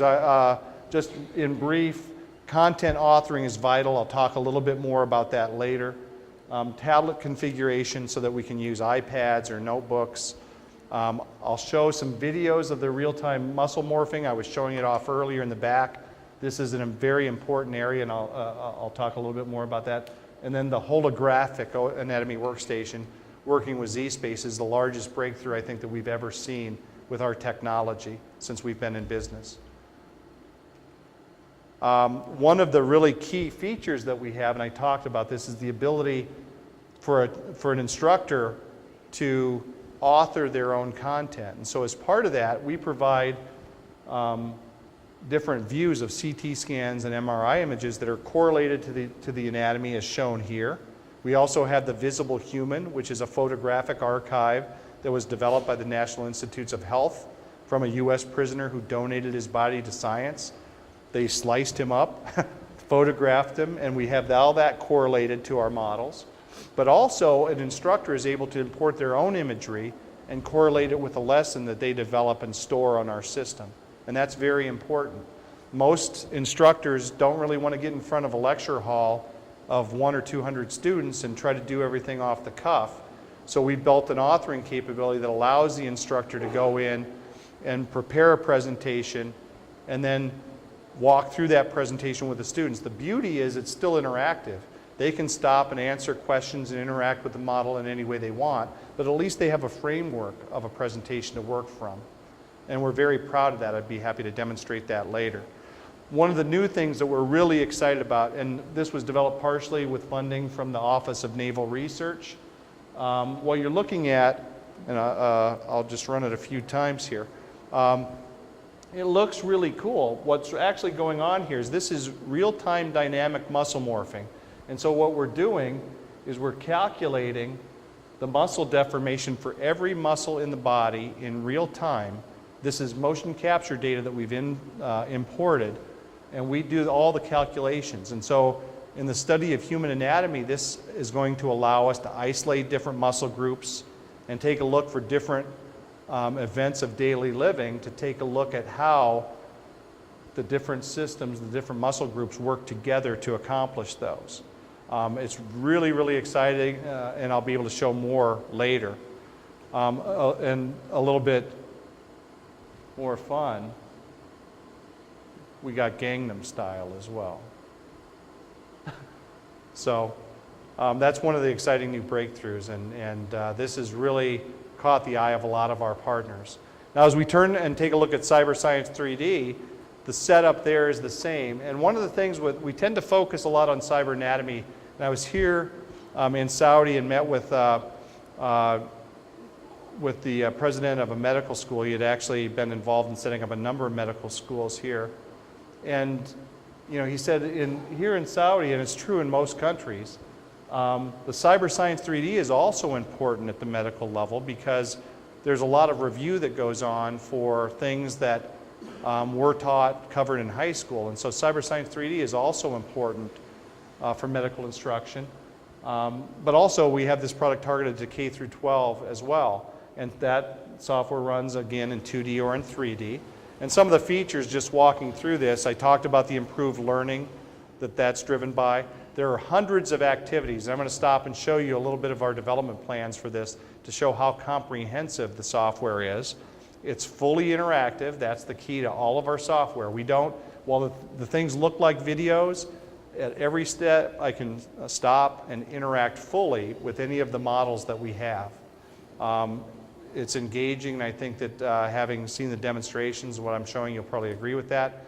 High fidelity is important to us, and obviously we have variation in some of our models based on whether they're targeted towards kindergarten students or higher level students.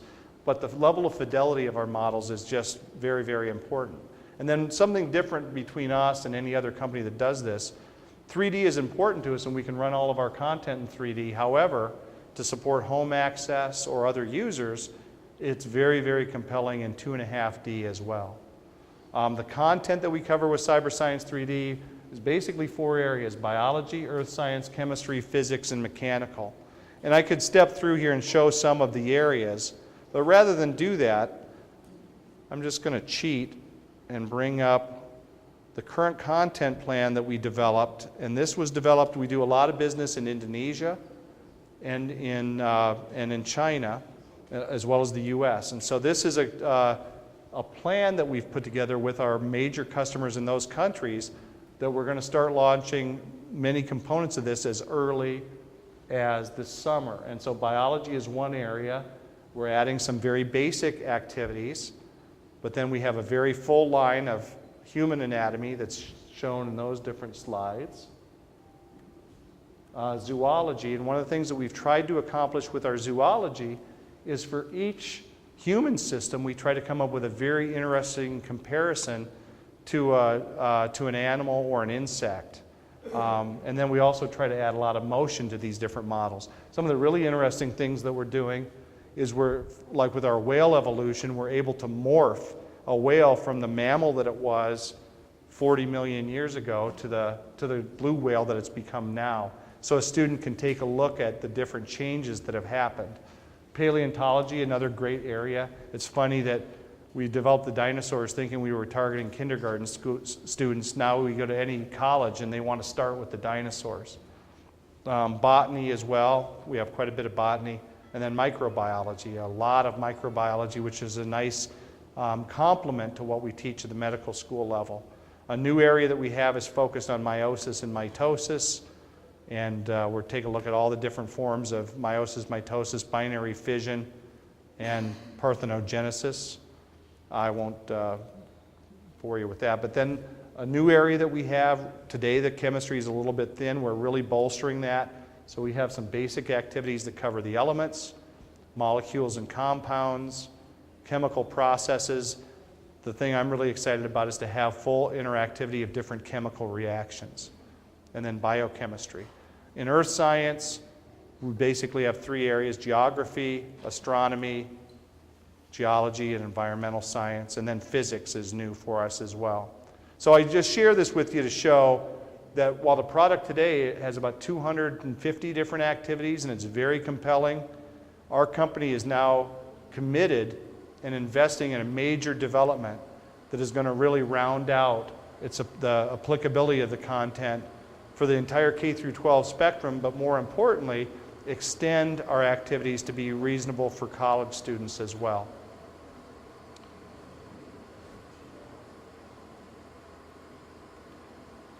So as I go back, the installation options for Cyber Science 3D, again, very similar to what I talked about for Cyber Anatomy, multi-platform, and the content authoring is really, really important. Basically, a teacher can go in, save a session, they can develop a session with custom views, custom labels, they can save this, and then they can distribute it to their students, they can distribute it to other teachers who can then modify that lesson or use it as is. We have an infrastructure set up so there will be cyber science branded lessons. We're working with McGraw-Hill and Cengage, which is Gale Publishing, and they're looking at creating their own branded lessons, or a school could develop their own lessons that are approved at the local level. Teachers can use these to produce assignments, quizzes, and they can share them online with their students. Just a way that that looks, and this is a video that came out of that authoring capability, and this video is focused on photosynthesis. And while this is in 2D, it would show in 3D if we had a 3D projector here. But basically, this shows how a teacher could put together a lesson. So there's the mesophyll cell, here's a chloroplast. I now maintain the spatial understanding of where that is as I zoom in. Here's the thylakoid membrane, and now I'm at the place where photosynthesis happens. You see the photons coming in and striking the chlorophyll. The chlorophyll is excited. You can see the water molecules breaking down. The electrons are transporting the light reaction process. It's ionizing NADPH and ATP. This is the Calvin cycle, so carbon chains come down. Again, we transfer electrons. And once I get 12 carbon chains, it produces a glucose module. Now this is a very, very quick example, but I think you can see the power of this. Think of how many pages of text or how many pictures we would go through for somebody to not understand what's happening there. And here, in just a minute or 2 minute video that we put together, for me, I'm not as smart as most people here. All of a sudden, I can understand the basics of photosynthesis. And so we like to say that the quality of our software is amplified by the quality of the teacher. The teacher, a good teacher, can use our software to put together even more compelling lessons and to use the software in ways that we didn't even imagine. I think that's one of the real powers of it. And so that authoring allows us to work with our classroom version. One of the things that's great is all of our software works natively with interactive whiteboards. And so teachers can put together lessons, or students can work with those interactive whiteboards to do guided lessons or independent learning activities. The next thing I'll talk about is zSpace, and you've heard Dave talk a lot about it. Hopefully a lot of you got a great look at this. Just a revolutionary platform, and we always change our mind between us and zSpace about what we're going to call the cyber science software that runs on it. This was one of our early tries, cyber science. But for those of you, the experience that you get, and Dave showed some of these pictures as well, we have the Science Z Station, which is just a wonderful thing to work with the different models to take apart. And then the Anatomy Z Station, which allows us to focus on human anatomy. And I've been part of the team that's going out and pushing that human anatomy software on the Z Station, and working with anatomy instructors across the country in the US and internationally. The excitement that they have to actually work with the software is really refreshing to see. I think that we're really on to something. I talked a little bit about cyber physiology. That software is primarily PC based, and I'd be happy to answer any questions about that any of you might have who have looked over the brochure. But basically, we can induce any condition into our virtual patient, infuse drugs and fluids, intubate, take a look at blood loss, and see how that all affects human physiology. Very powerful. And then the new things that we're doing is the tablet version of Cyber Science 3D on an iPad or an Android, which we can show today. We're trying to figure out a good go-to-market approach for that. And obviously, one of the real benefits is we can really target young children with that. And then our owner, Kareem, is really excited to take his iPhone around and show it off with some of our software that runs already on the mobile system. So that shows off some of the multi-platform dimensions of what we're doing. A little bit in closing here, some of the things that we've done. At the time I made this chart, we were in over 2,000 U.S. and international K-12 schools. We're in quite a bit more than that. In the UAE, we're in more than 250 schools, which doesn't sound like a lot, but that's most of the schools in the UAE. In Indonesia, we're in more than 5,000 schools. And we're very proud of that because it showed our ability to scale our product across a large number of schools. And that's an important date in the life of a company to understand that they can scale a product to that degree. We're in 10 universities here in Saudi. As I mentioned before, our cornerstone accounts, Harvard, Cornell, Stanford, University of Chicago, numerous other universities here in the Middle East, as well as Arizona State, Georgia Regents University, a number of very credible schools. We have now implementation at the Majma University as well, Z-Space plus cyber science. Mm-hmm. You missed that. And then some of the awards that we've received, we were selected by Elsevier for a partnership, which doesn't happen to just anybody. They have a very high standard for who they'll work with, so we're very proud of that. We've received grants from the National Science Foundation, and our company's been identified from a number of state and U.S. and local publications as having breakthrough technology. So that sums up some of what we're about. There's a lot more to the story. I think I got through that in about 45 or 50 minutes. I think my time will be better spent showing the products to you, answering any questions now, and I've got all kinds of widgets I can show here on my computer if you'd like to see it. So. Thank you very much. Thank you. We still have 5 minutes before we move to the discussion minute. But I'd like to go to the stage. But before we do this, do you have any specific questions that we can address to Faisal?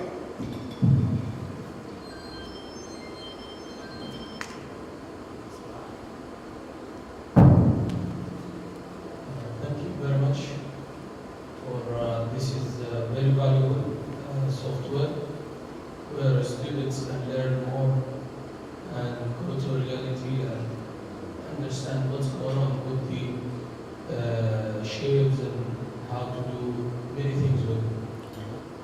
My question to you, while a student goes through his learning, so he needs to assemble and disassemble the shapes. Mm-hmm.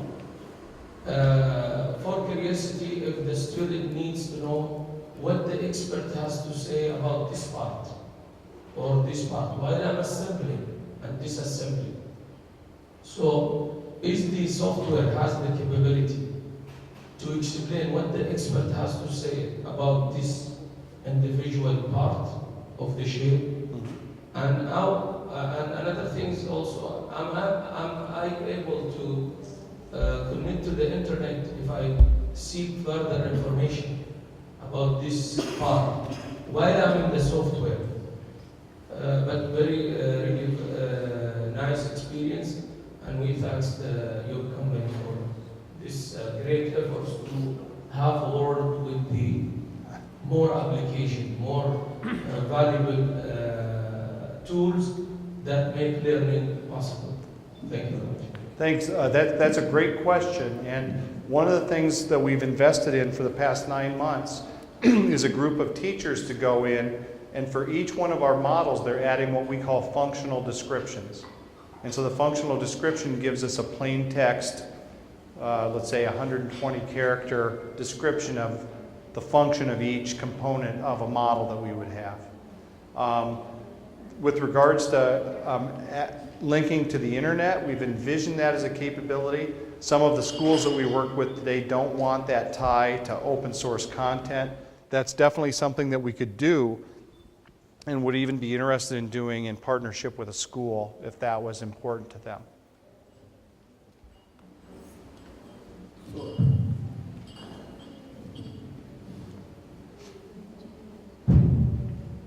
Again, to clarify, this functional description is already in the program or not yet?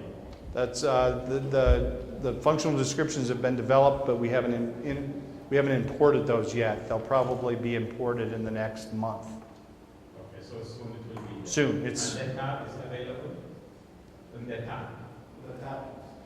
The tablet software development is completed. We've had a long internal discussion about how to market that.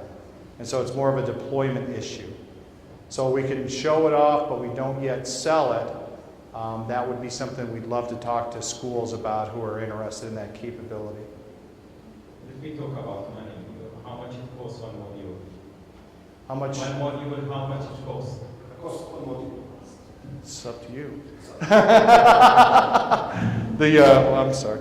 I'll talk about general prices for what we have. For the cyber science product, generally it's on the order of $500 US for one copy of the software. We sell it as an annual subscription, which tends to be $2,000 per year for up to 1,500 students. That's the 2D version. The 3D version is $4,000 the first year, $2,000 per year thereafter. There's a number that we use if a school wants to have a one-time purchase price. Generally, it's like 2.5 or 3 times the annual price. Those are ballpark figures. The Cyber Anatomy product is more expensive than that. You don't know? You're my sales guy. I think we'll talk to you. The license of the institution. That's what we can, number of FTEs and so on. Well, but we can't talk about it. Yeah, the software basically there's a price for the VR version, then there's a per student price for the 2D access, and it sort of depends on the numbers and how strong of a negotiator you are. No, I didn't say that. The price is affected also by the packaging with the Z-Space. Oh, absolutely. Do you have any questions? زميلات في سؤال؟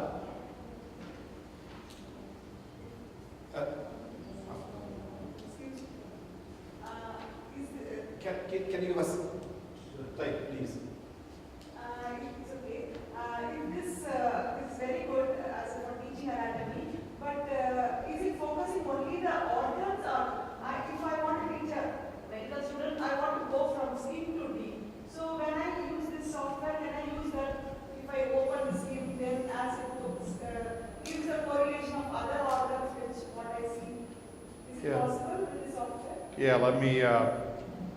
You asked me that question earlier, and I had a video here that doesn't seem to have shown up. So I can quickly, in 30 seconds, show that to you, if I have 30 seconds. Oh, okay. So here's Cyber Anatomy. This is the old version. I always have to apologize that we talk about the old version and the new version. The new version we developed primarily to provide compatibility with the Z-Space device. And it has a lot more functionality and looks quite a bit better than what we call our old version. We're not going to show it in VR. This is our anatomy builder. And so this allows me to just bring in any anatomy that I want, from everything to nothing. And I'm just going to go in by groups and bring in, just to show you the level of detail. First, we'll bring in the circulatory system. And there you see the circulatory system, and all the arteries and veins are fully branched. I can bring in the nervous system. Oh, I didn't click on it, sorry. I can bring in the nervous system. And boom, in comes the nervous system. And again, those are all branched appropriately and named individually. I can peel all those. So right now I'm building this up. There's the respiratory system. The skeleton's pretty important. Let's put that in there. So if you put the cursor, it will give you the name? Yeah. Yeah, so if I put the cursor over any of this, it'll tell me what that part is. So that's the left third rib. There's the left lung. I'll show a little bit more of that when I get a little bit more anatomy in here. Here's the muscular system. A lot of work went into this, so even though we're throwing it up there all at once, every muscle is modeled. And I've got everything else, digestive, urinary, reproductive, lymphatic. So now what I can do, and this answers the question that you had earlier, is I can go in and I can either peel the skin, or I can hide the skin. I'm going to go and I'm going to take a look at what I always find to be one of the most compelling parts, which is the inner ear. So you can see I've got the full lymphatic system, the full nervous system.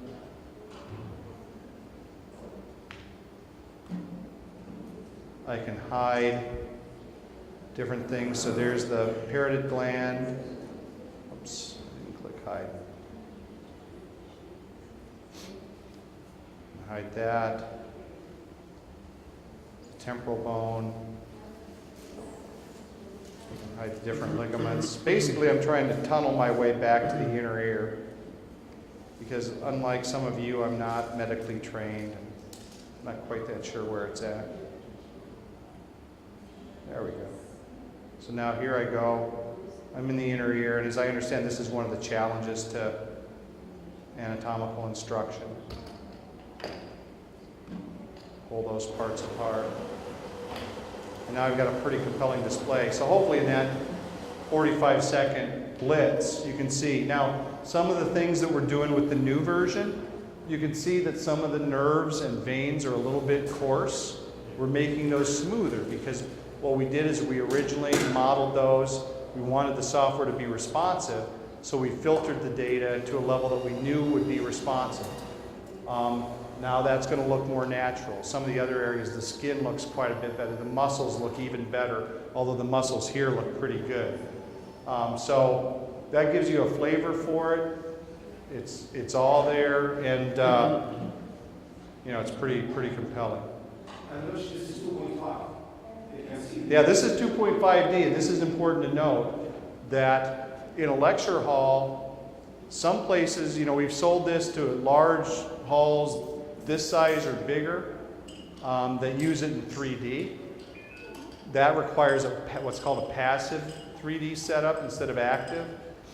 For a smaller classroom, we can use the active technology. It's basically a cost-benefit decision. We can use any of those technologies, or some schools choose to use it in 2D, and it's still very compelling. We've tried to orchestrate our product so that it fits whatever the school has access to, so we're not dictating hardware requirements. In the U.S., and I'm sure in Saudi and throughout the Middle East, schools have all different levels of money that they can spend for things, and so we don't want to price ourselves to a point where a school has to have the latest and greatest technology. That's especially important to us in China, where, you know, 80% of the schools in China don't have the internet. And, Thank you.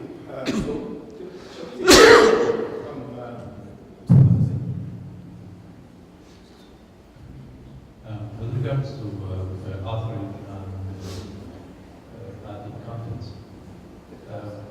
and also actually in general, does this software has an API where the programmers can tap it and these systems so they scripting other features?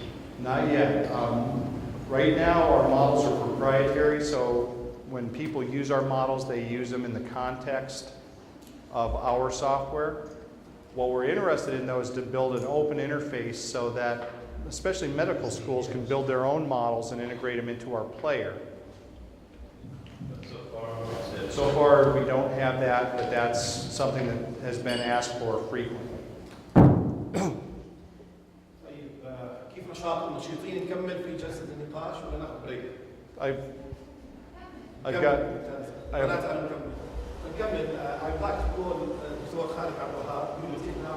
I've got one quiz question for the crowd. Please. You want to make it during the... No, this is a quiz question. So earlier we showed a dance, and it was Gangnam Style.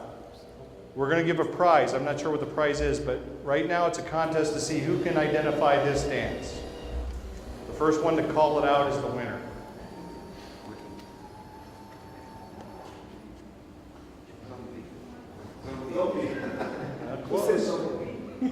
Close.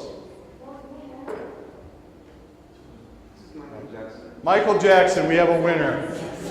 Is that you, Osama? Was that you? Oh, you win dinner with me tonight. That's the prize. Dinner with me, but he's got to pay. No, Osama's with the siege, so. Anyway. Thank you very much. Thank you, Rich.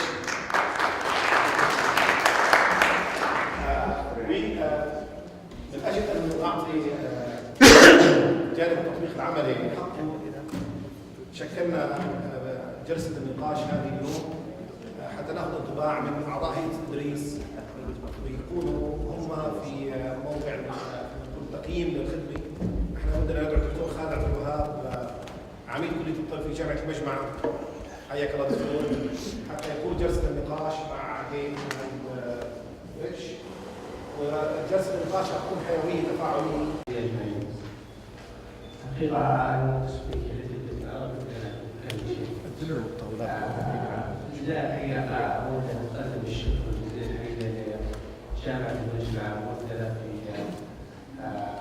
نماذج تعلم الوقت وممثلة في سعادة وكيل الجامعة الدكتور مسلم الدوسري وعميد أو مشرف على العمادة على إعطائها الفرصة في مثل هذه الندوة المباركة. كما أتقدم أيضا بالشكر الجزيل لشركة نسيج وعلى رأسها سعادة الرئيس التنفيذي الأستاذ عبد الجبار بن عبد الجبار على احتضان مثل هذه النشاطات العلمية لناس متخصصين.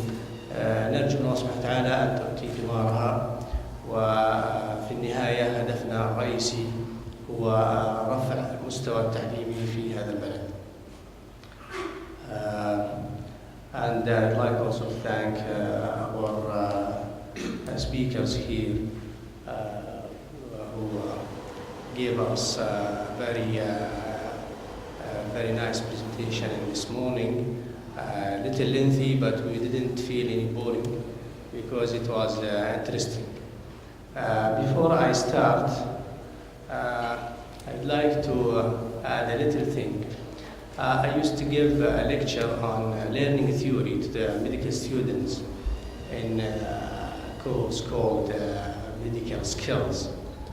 And during that lecture, there is a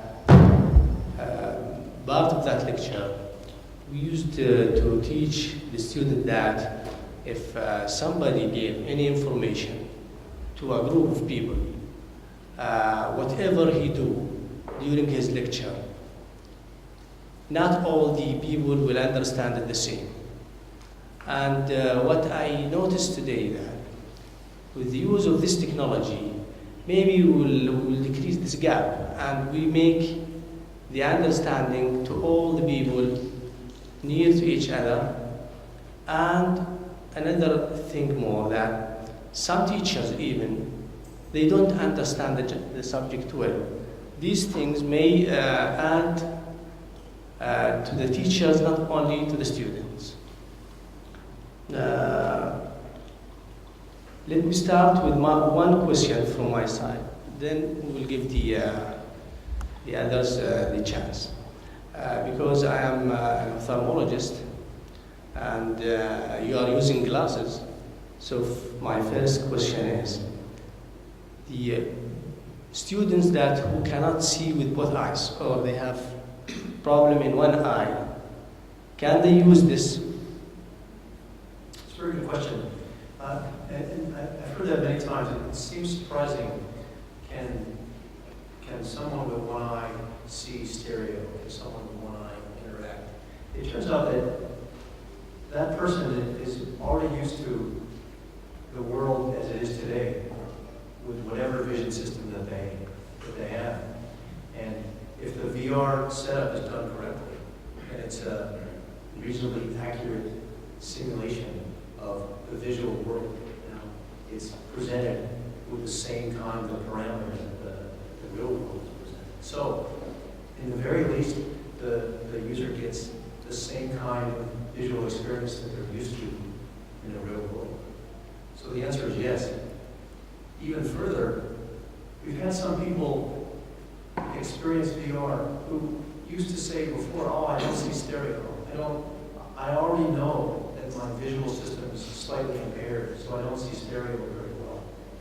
But for reasons that we can't really explain, some people sit down in front of VR and have an even better enhanced experience because of the simulation. And sometimes it kind of kicks them in, and they they feel like, oh, I've never been able to see these kinds of things before. So not only can someone with one eye or with some kind of impaired stereo condition use VR, but sometimes it's even better than real life. It's good. Otherwise, you will have problems. Because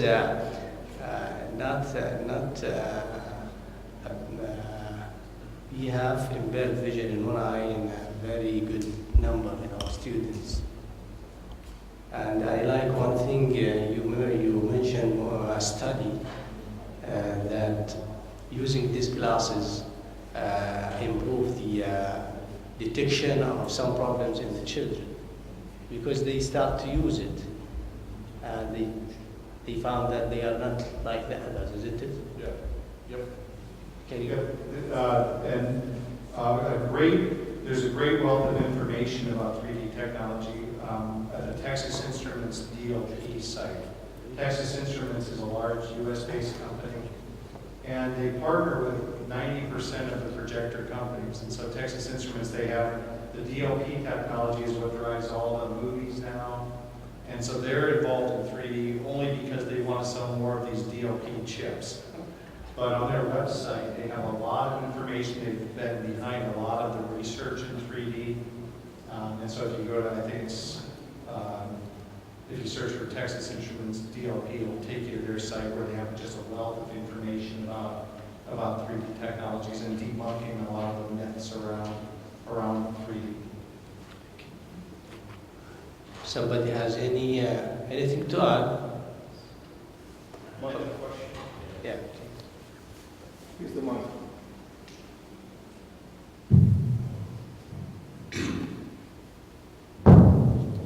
Going to evidence-based, as you said that people are using it for 3 hours, but there are no problems. Do we have studies on that? And do we have studies that it will not affect the vision of these, at least young people over time? Before you start, I think I just saw my colleague. He's a pediatric ophthalmologist, so please take care for your answer. Well, the studies would be the one funded or published by the American Optometric Association.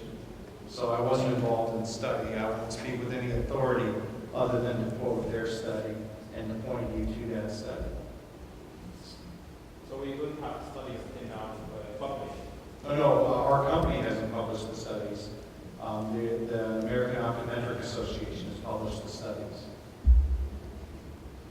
I think if you look at the stance that the industry has taken with 3D and particularly the younger children, the primary stance is to shy away from it and put a big disclaimer at the bottom of the television manual that says, don't use it for prolonged periods, don't use it for too young. It's mostly, I think, a release of liability, because of course it's very difficult to do a study with young children on the long-term effects of 3D.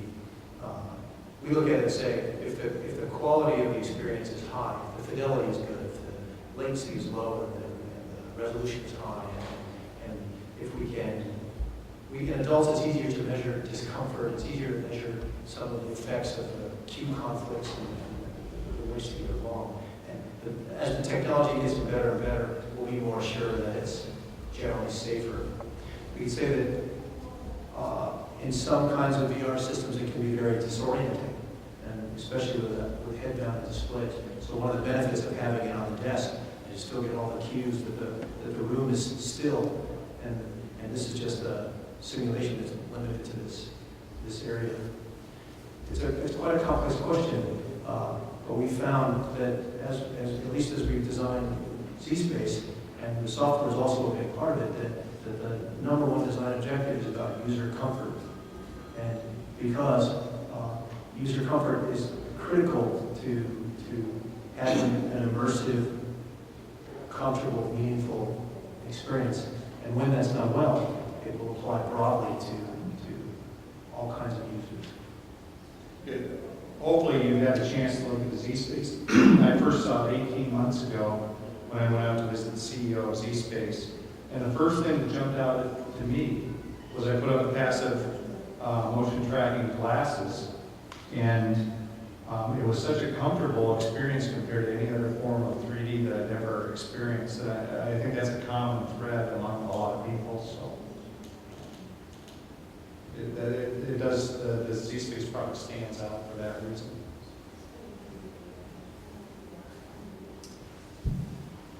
Philip. Thank you very much. I have a question from the education side. Since you develop these tools, which is the tool software, does it really fit with the instructional design? Since this is a tool for education, so does it follow these trends or this track, or how this link to instructional design? I can start with how what we're doing with the school districts in California first and in the United States. There's a core set of education standards around science, technology, engineering, and math. And what we've done first is to ask the teachers and the administration, which are the most difficult concepts you find to try to get across to students? Which are the complex ones that are tricky? And then we've matched those, we found those in the core standards. Let's say it's forces and fields, for example. And what we're doing is having some software developed, some of it internal, to try to specifically address some of those concepts. So what we envision is a set of applications, educational applications for the classroom that map to the core standards of the concepts that are meant to be taught. If your question is more about the flow of the classroom, about the instructor and lecture, I think education is very dynamic now and looking for some change. The structure of a lecturer and an audience has been the same for many, many years, and I think there are serious questions about how that could be improved. I'm sure you're familiar with the Khan Academy, for example. Just as a matter of note, the Khan Academy first did their trial in the same school district in California where we're doing our trial with zSpace, so it's a very progressive school district. But the point is there that one thing that might happen with those Khan Academy instructions is that students might spend time learning the concepts in a different kind of way, either at home or before the lecture. And the interaction with the teacher in the classroom might be very different with that technology. I think the same thing could be true with VR and with software such as the cyberscience. So we're open to that. We're working with the classrooms, with the teachers to try to figure out both the flow, and then we're trying to figure out what's the best way to aid in the application development to best match the core educational standards. If I might, your question is a big, broad question, and there are a lot of different ways that it's dealt with. For our medical instruction, our approach has been to work with Elsevier and to have our content fit with their textbooks.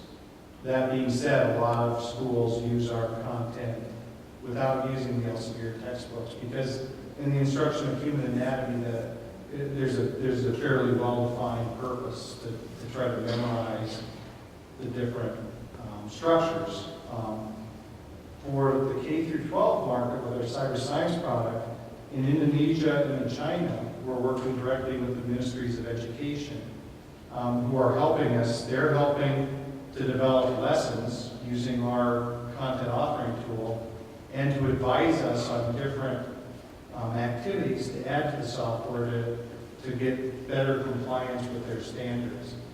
In the US, it turns into a mapping exercise where you can say, okay, here are the standards, and here are the standards that we cover with our software. As I said earlier, we're not after 100% coverage because many standards don't require the use of interactive 3D to master. So, there's just It's hard to answer the question briefly. It's hard for me to answer any question briefly, let alone that one. But that's the way we approach it. Can I add to my question?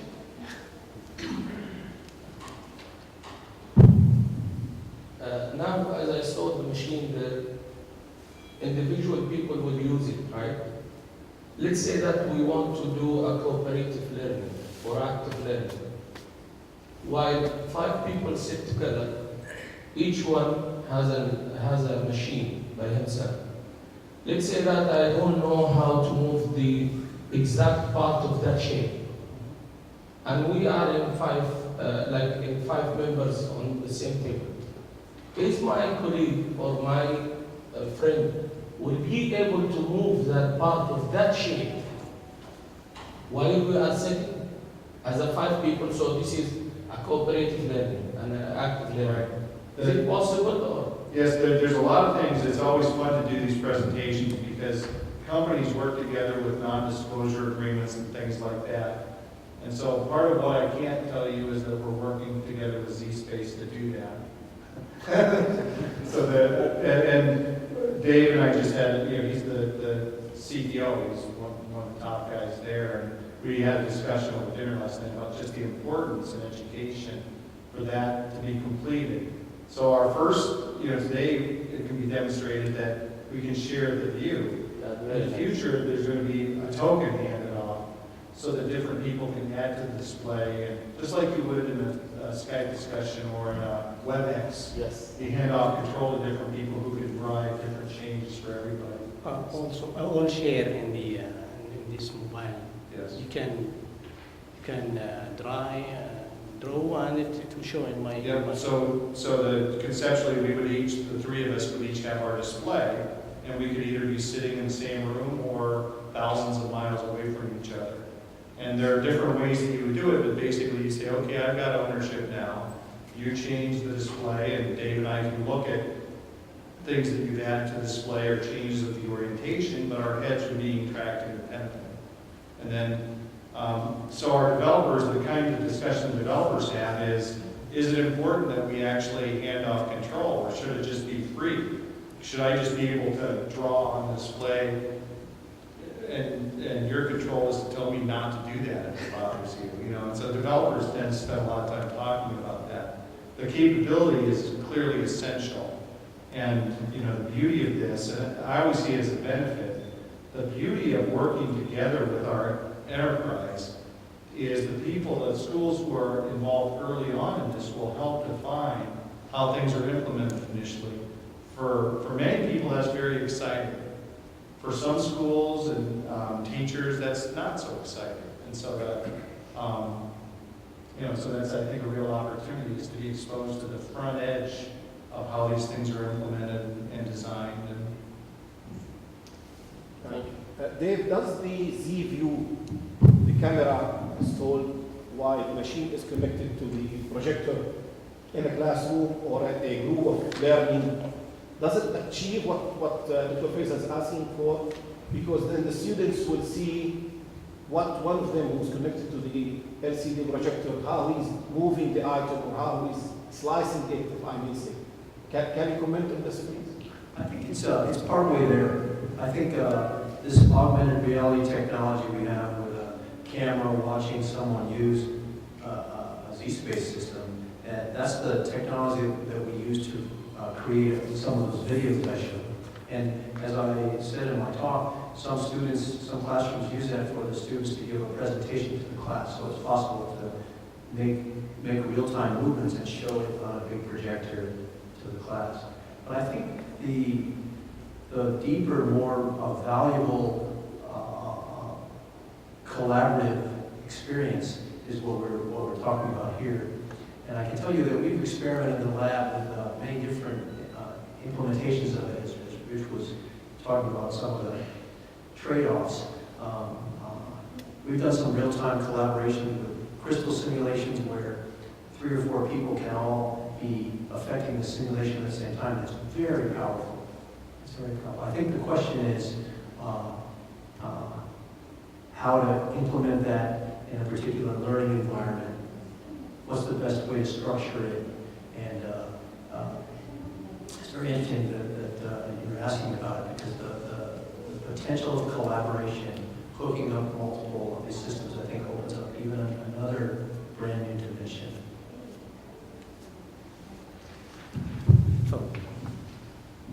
I just wanted to ask if you have any matrix on what are the connectivity requirements, if some of these collaborative works can be done within the university or on the web, what are the bandwidth requirements that require?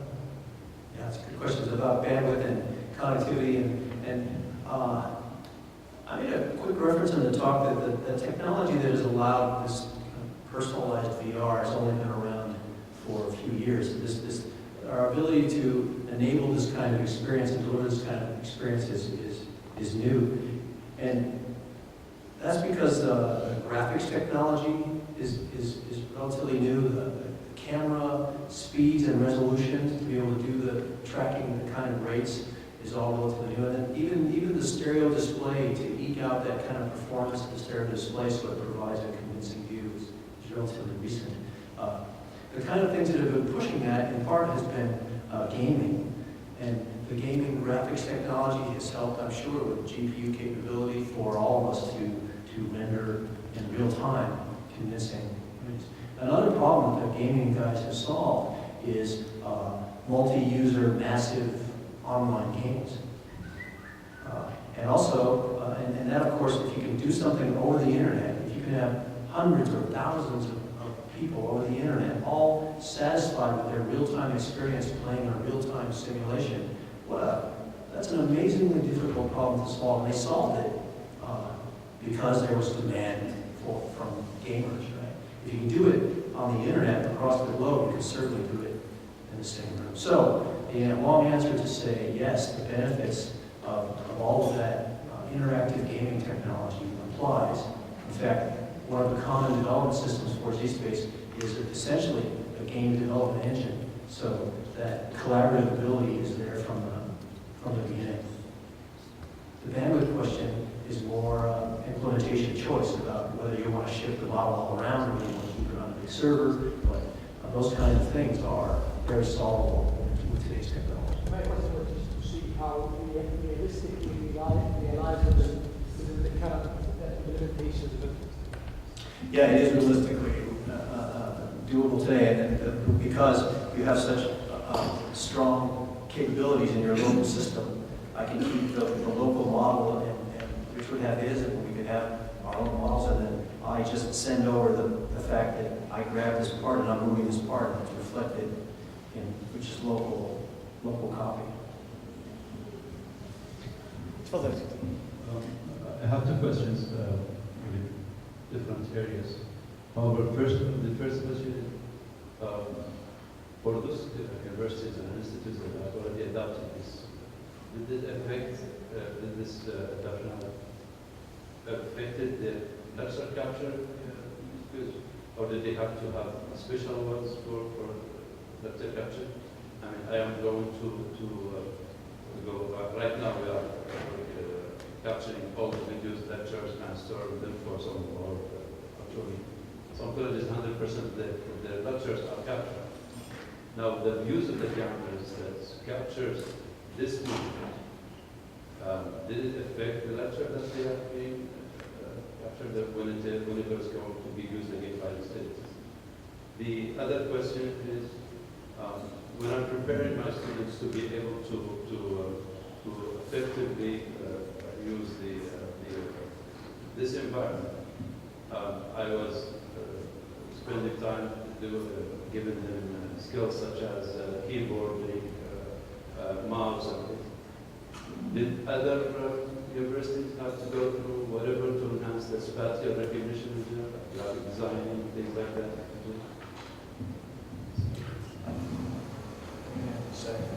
Second, first. What was the first? It was about capturing the lectures, video capturing lectures. Yeah, the Z-View technology, the augmented reality view that's projected up onto a screen, that's inherently a 2D view because it just takes an image of the model and from a different camera angle and superimposes it onto a webcam view. So that kind of is very easy. It's very straightforward to capture that. Okay. The view that the lecturer might see, the actual stereo view, it's also possible to record that, but it would take a little bit more specialized work. Interesting question. I've never heard that before. I don't think any current universities are worrying about that in the capture. In the very worst case, to capture a stereo image with just a monoscopic view, it looks like there's two of them within. So it's not great. May I comment? Yes. I think the lecture capture software has the ability Lecture capture software has the ability to have multi-input videos. So, and of course audio. So you can have the computer input, the video from the computer, and the video from an external camera. So all of these can be captured with the voice of the lecturer and put into one video. So you can play later. So lecture capture software can do this, and you can capture the whole experience. Using, of course, the ZView software. I was just streaming from the classes. One of the classes? No. There is a tool that allows others to see what the teacher is doing with the 3D object, ZView. And that can be feed to the lecture capture software and recorded with the whole experience. Second question. The second question was around special training for the students who have access to this. One of the things that we really strive to do is to make the software very easy to use. We often say we don't even want it to seem like software. We have had schools who ask us for training sessions, but in general, the software is very easy to learn and master. The areas that are more complex are obviously in physiology and human anatomy. The more deeply you get into some of those complex areas, the more reliance there is on the instructor who has the knowledge to actually present the material. So I think that the subject matter expertise is difficult for those. The operation of the software tends to be pretty easy. We do get requests to go out and do training for the software, but what we do is we now give schools free trials in advance of buying the software, and in most cases they convince themselves that it's pretty simple to use prior to making the purchase decision. There was one more point here. How did you know that these machines improve learning? And I think you mentioned one study, and there is almost 30% increment. Yeah, 33% increase in retention. And that was a questionnaire to the students, or No, exam? that was all done under a National Science Foundation study. So the university had come up with a test protocol. They used metrics that are called the Purdue Metrics for Spatial Reasoning, after Purdue University. And the subject, the study, the protocol, the findings are all documented as part of the grant program that they executed. We love that study because for two reasons. One is it was very formally done, as opposed to some studies that rely more on quizzing the students afterwards. The other is that it, just by chance, it was done by my universities, which is the greatest university in the world. We didn't hear from the lady side. Anything? Okay. I have a question to you, Dr. Khalid. كم يكلف الجامعة شراء الجثة للتشريح? The cost about how much does it cost a cadaver to buy for a university in Saudi Arabia? This is a very important question. A male or female? It's up to you. It differs. It costs around 40 to 50,000 dirham, per one cadaver, and you use it for one batch only. One batch, it will start from first year until they finish the anatomy. How about maintenance costs? How about what? How about it cost to maintain the cadaver? Yeah, this is me. We have a very big refrigerator and a lot of things to keep, and the space itself. Correct.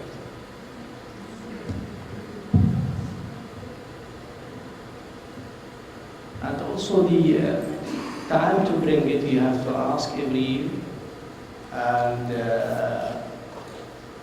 it's not available easily. This is a bigger problem than the cost. Right. Right. Yeah. I have a question, but before that, we cannot compare real dissection with such, yes, it will solve a lot of problems, and even they are going to plastinated specimens now. The problem with plastinated specimens that maybe the same color of artery and same color of vein, and they have problems. Students, they are not that happy. This will add, this technology may add, but in our case, I work with cadaver, I learn on cadaver, and we dissected cadaver, and the feeling is totally different from when I see such a technology. But definitely, this will add, it will solve a lot of problems like bringing cadavers and ghosts and so on. My question, do you have any study comparing learning on larger group versus learning on a computer lab where every student will do things like dissecting and moving compared to a lecture and they are looking for? I'm not aware of any studies, no. But what do you think, what is the best use? Is it for a lecture or for a computer lab? Your opinion? Well, the beauty of our product is it's used for both. And so an instructor can use it during the lab session. And then through the licensing method we have, students can use it at home. And with the work that we're doing with Touro College in New York, they're using the Z-Space to replace their cadaver lab.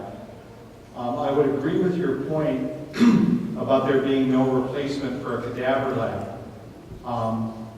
For us, though, if you broaden your view, I know you have a broad view anyway, but if you take a look at nursing students, pharmacy students, medical device training, there are many other students who can get access from a dissection-like experience where they don't have access to cadavers today. And so that's one of the benefits, is to bring in high school students who maybe don't get that dissection experience, nursing students, etc. You're really broadening the scope of people who get access to that near dissection experience. I try not to argue with people about whether it's better than dissection. I always say it can be used to augment a dissection class. Some people will use it to replace. I clearly don't have the expertise to judge whether that's appropriate or not. But I think the comparison is from a lecture, from a projected view to having a personal view. One way to look at it is some of the beauty and what it is that helps us learn. How do people learn? And if you think about it in terms of discovery and exploration, then having your own experience can be very different from a lecture. Right? Also complementary to it. But as we're starting to understand in schools, when kids can try something and something unexpected happens, then they say, oh, what is that? And then they get to explore, and that whole thing is something that they will remember, something that they internalize, which sometimes happens in a lecture and sometimes not. One of the things I would encourage anybody who buys our system to do is on YouTube, some of the anatomy instructors at the University of Iowa have recorded numerous sessions. We've done the same with our cyberphysiology program. It's one thing to see the products in the hands of me who has no medical knowledge. it's quite a bit more powerful to see an actual anatomy instructor use it, and it becomes instantly apparent. And so we actually encourage, we have the anatomy instructors at the University of Iowa on staff to reach out and collaborate with schools who buy our software so they can share real perspective on how it would be used in the classroom. It goes, as you would know, far beyond what a slick salesman who'd say anything to get a sale would tell you. That was me. Thank you very much. There is a big trend now to move to e-books. So now we are moving from e-books to e-books interactive. Like I open the e-books for any course, then I can watch a movie regarding to the topic or whatever. Now, do you have a link to these e-books? While I'm scanning through the page, I can look at the part in 3D. So what I am thinking that these machines can be put in the library. So any one of the students can look at the e-books and feel the experience of the 3D, while they scan any textbook, engineering, medicine, whatever. So if there is an experience you have done through these kind of trends in nowadays? I'll just say a little bit about it and kick it over to Dave. He's the Silicon Valley guy. That would be great. The shortcoming right now is most people who deal with ebooks don't use the specific technologies that are required to do the 3D technology. Right now, we both use something called the Unity gaming engine, which shouldn't mean anything to you, but it's a big, well-supported new gaming engine. One would hope that the ebooks tools would incorporate that as well. As to update, today they don't do that, which limits the ability to do something on scale that you're talking about. I think that's the second insightful question you've asked about the collaboration, right? And then this next one, I think, touches on the future of a classroom, where students can work with this new technology in all modes of media. So, and you can imagine, it's not very hard because that system is fine as a 2D display too. You can imagine a big ebook or a web browser, however it's based. You can imagine collaboration, the teachers kind of driving the students through some particular sections, and then a student gets interested in something, and they put on the glasses, and then something pops up. Yeah, that's not very far away. Yeah. On the same topic, I have seen 3 years ago a company in Korea who does what they call it an interactive book where you open the page and there's a camera, and then the story runs in front of you. If you are wearing the 3D, then you can see it in 3D. But that is really more of a physical book, not an e-book, in front of you. Now, we work with a company called Course Smart, which is owned by publishers, Pearson and Elsevier and others. And they sell interactive ebooks. So they sell books that has content that users can interact with. It's not yet at a 3D level at all, but as Dave said, I think it will come for sure. If you have no comment from the lady side or question, we are going to close. Again, I would like to thank Majma University and CH Company for this opportunity, our great speakers. Thank you very much.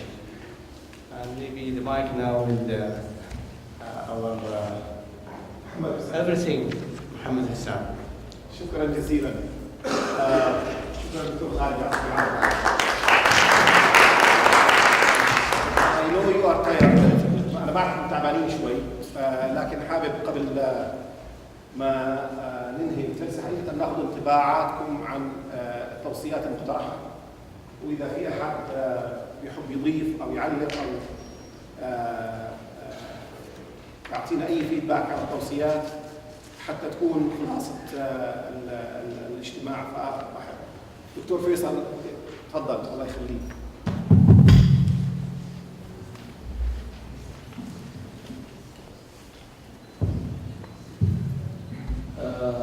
I do remember when I was in US doing my bachelor at the University of Toledo, Ohio. Then I moved to many universities till I finished my education. I was wondering why they don't have tools for sensing the feeling of the experience of the learning. So I think now, as many days now, I feel very good that the teaching or the learning reached to this level. So my recommendation to all universities to adopt this tool, even in their libraries, and they should really move the education toward the technology that benefit the students. Whatever the means or the media, it should go toward these things. Because this is really not just the reading. Now there is an interaction happening. So nowadays we are talking about a very interactive, dynamic classroom using very active methods. Now we talk about student-based learning, not teacher-based learning. So this is very critical issue. So I recommend all the universities, and I ask all my colleagues. I'm an engineer, but really this is a big issue toward the simulation, how to simulate anything. So we care a lot in engineering about simulation, because it saves a lot of money. If you do a prototype, this is a big issue. You lose a lot of money, even companies. Now simulation saves a lot of money. Give more insight of the things that you try to develop. So students really need to take care of the new future learning method.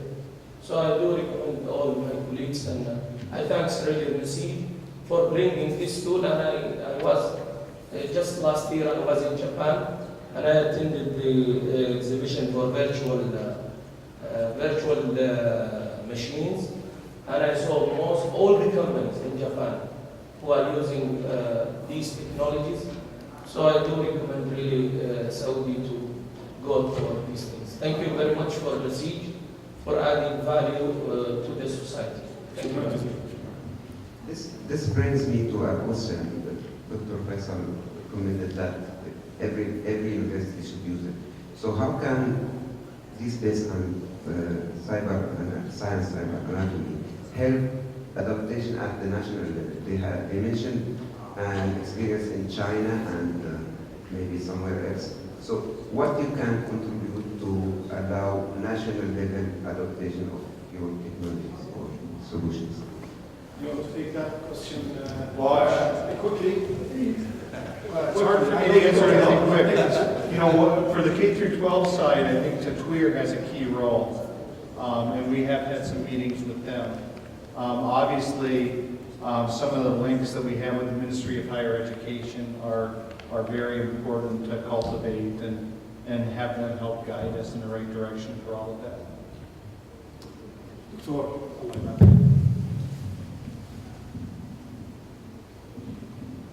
I will add to my colleagues. Actually, I came from the University of Dammam, and I'm taking care of the clinical skill labs and simulation center.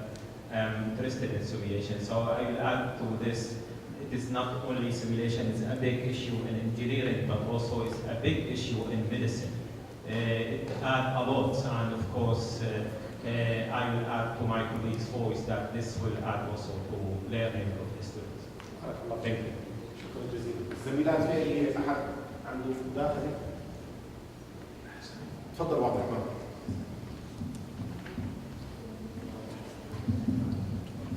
I think that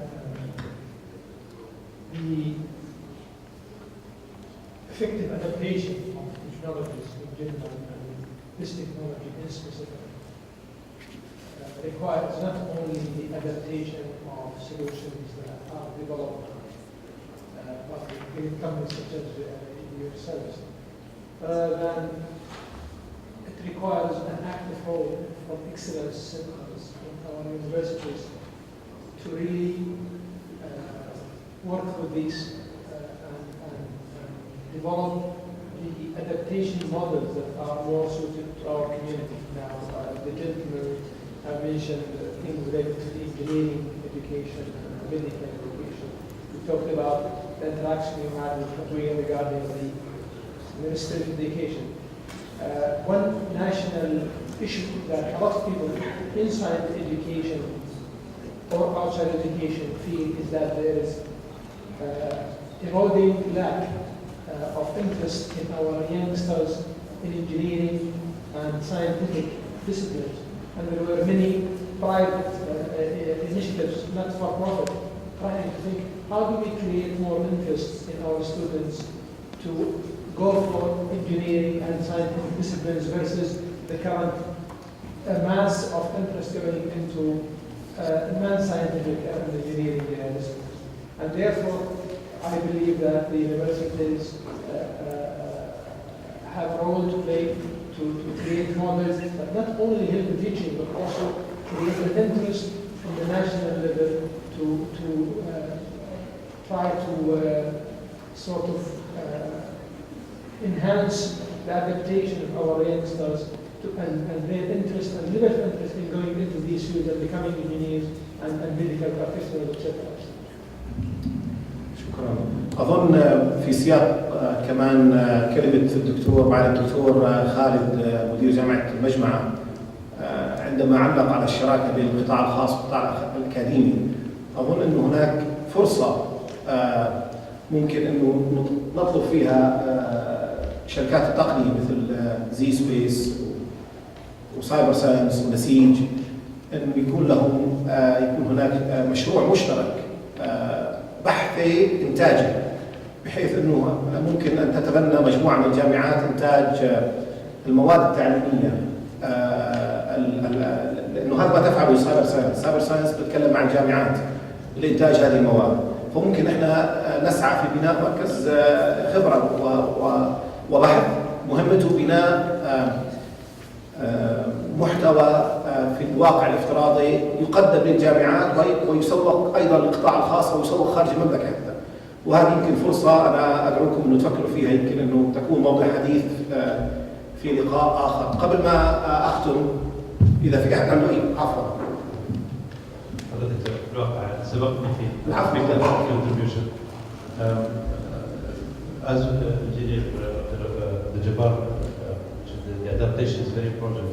Our part of the success, when we contribute to the success, is to make sure that our the contribution for the content itself, as you have mentioned earlier. However, also we need to perhaps mention in the recommendation the Arabization of the content itself could be an opportunity for us to explore and both expedite the process of adaptation and enrich it to our. بارك الله فيك. بارك الله فيك. قبل ما اختم نهائيا، الله يعطيكم العافيه، طولنا عليكم كثير، لكن ودي ان اشكر بالتاكيد جامعه المجمعه ممثله في معالي الدكتور خالد بن سعد النبيل، واشكر الدكتور مسلم الدوسري عميد التعليم الالكتروني في الجامعه وعلى تشريفهم لنا ورعايتهم للايفنت. ودي اذكر ايضا اسماء المؤسسات اللي شاركت معنا اليوم، لان البعض يمكن ما تابعها. اليوم حضر معنا زملاء من ودكاتره واساتذه افاضل من جامعه الدمام، من جامعه الملك فيصل، من جامعه الملك سعود للعلوم الطبيه، من عفوا من دكتور من جامعة القصيم، طبعا دكتور فيصل مشاركته الحيوية معنا، من جامعة الأميرة نورة، جامعة الأميرة نورة، وأظن في زميلات من مستشفى الملك فيصل من المستشفى العسكري، اظن في زميلات مستشفى العسكري كانوا موجودين. المشاركه كانت ثريه، احنا توقعنا حقيقه عدد قليل بدون ادنى شك لانه متخصصه جدا اللقاء، لكن اتمنى انه كان في تفاعل جيد وكان في فائده للمجموعه، واحنا نشكركم جزيل الشكر حقيقه على جهودكم. نتمنى ان شاء الله في نسيج انه نستطيع نعمل مزيد من الندوات والتعاون معكم وبمشاركتكم انتم. في الختام سبحانك اللهم وبحمدك اشهد ان لا اله الا انت استغفرك واتوب اليك. شكرا جزيلا، يعطيكم العافيه. الغداء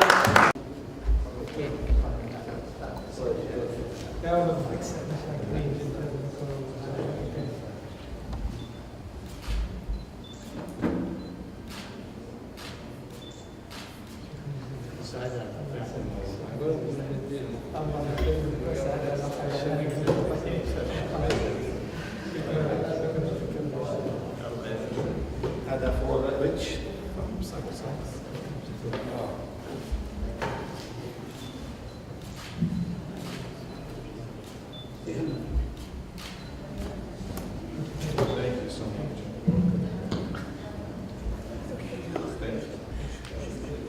So last but not least, Mr. Shafiz Zise.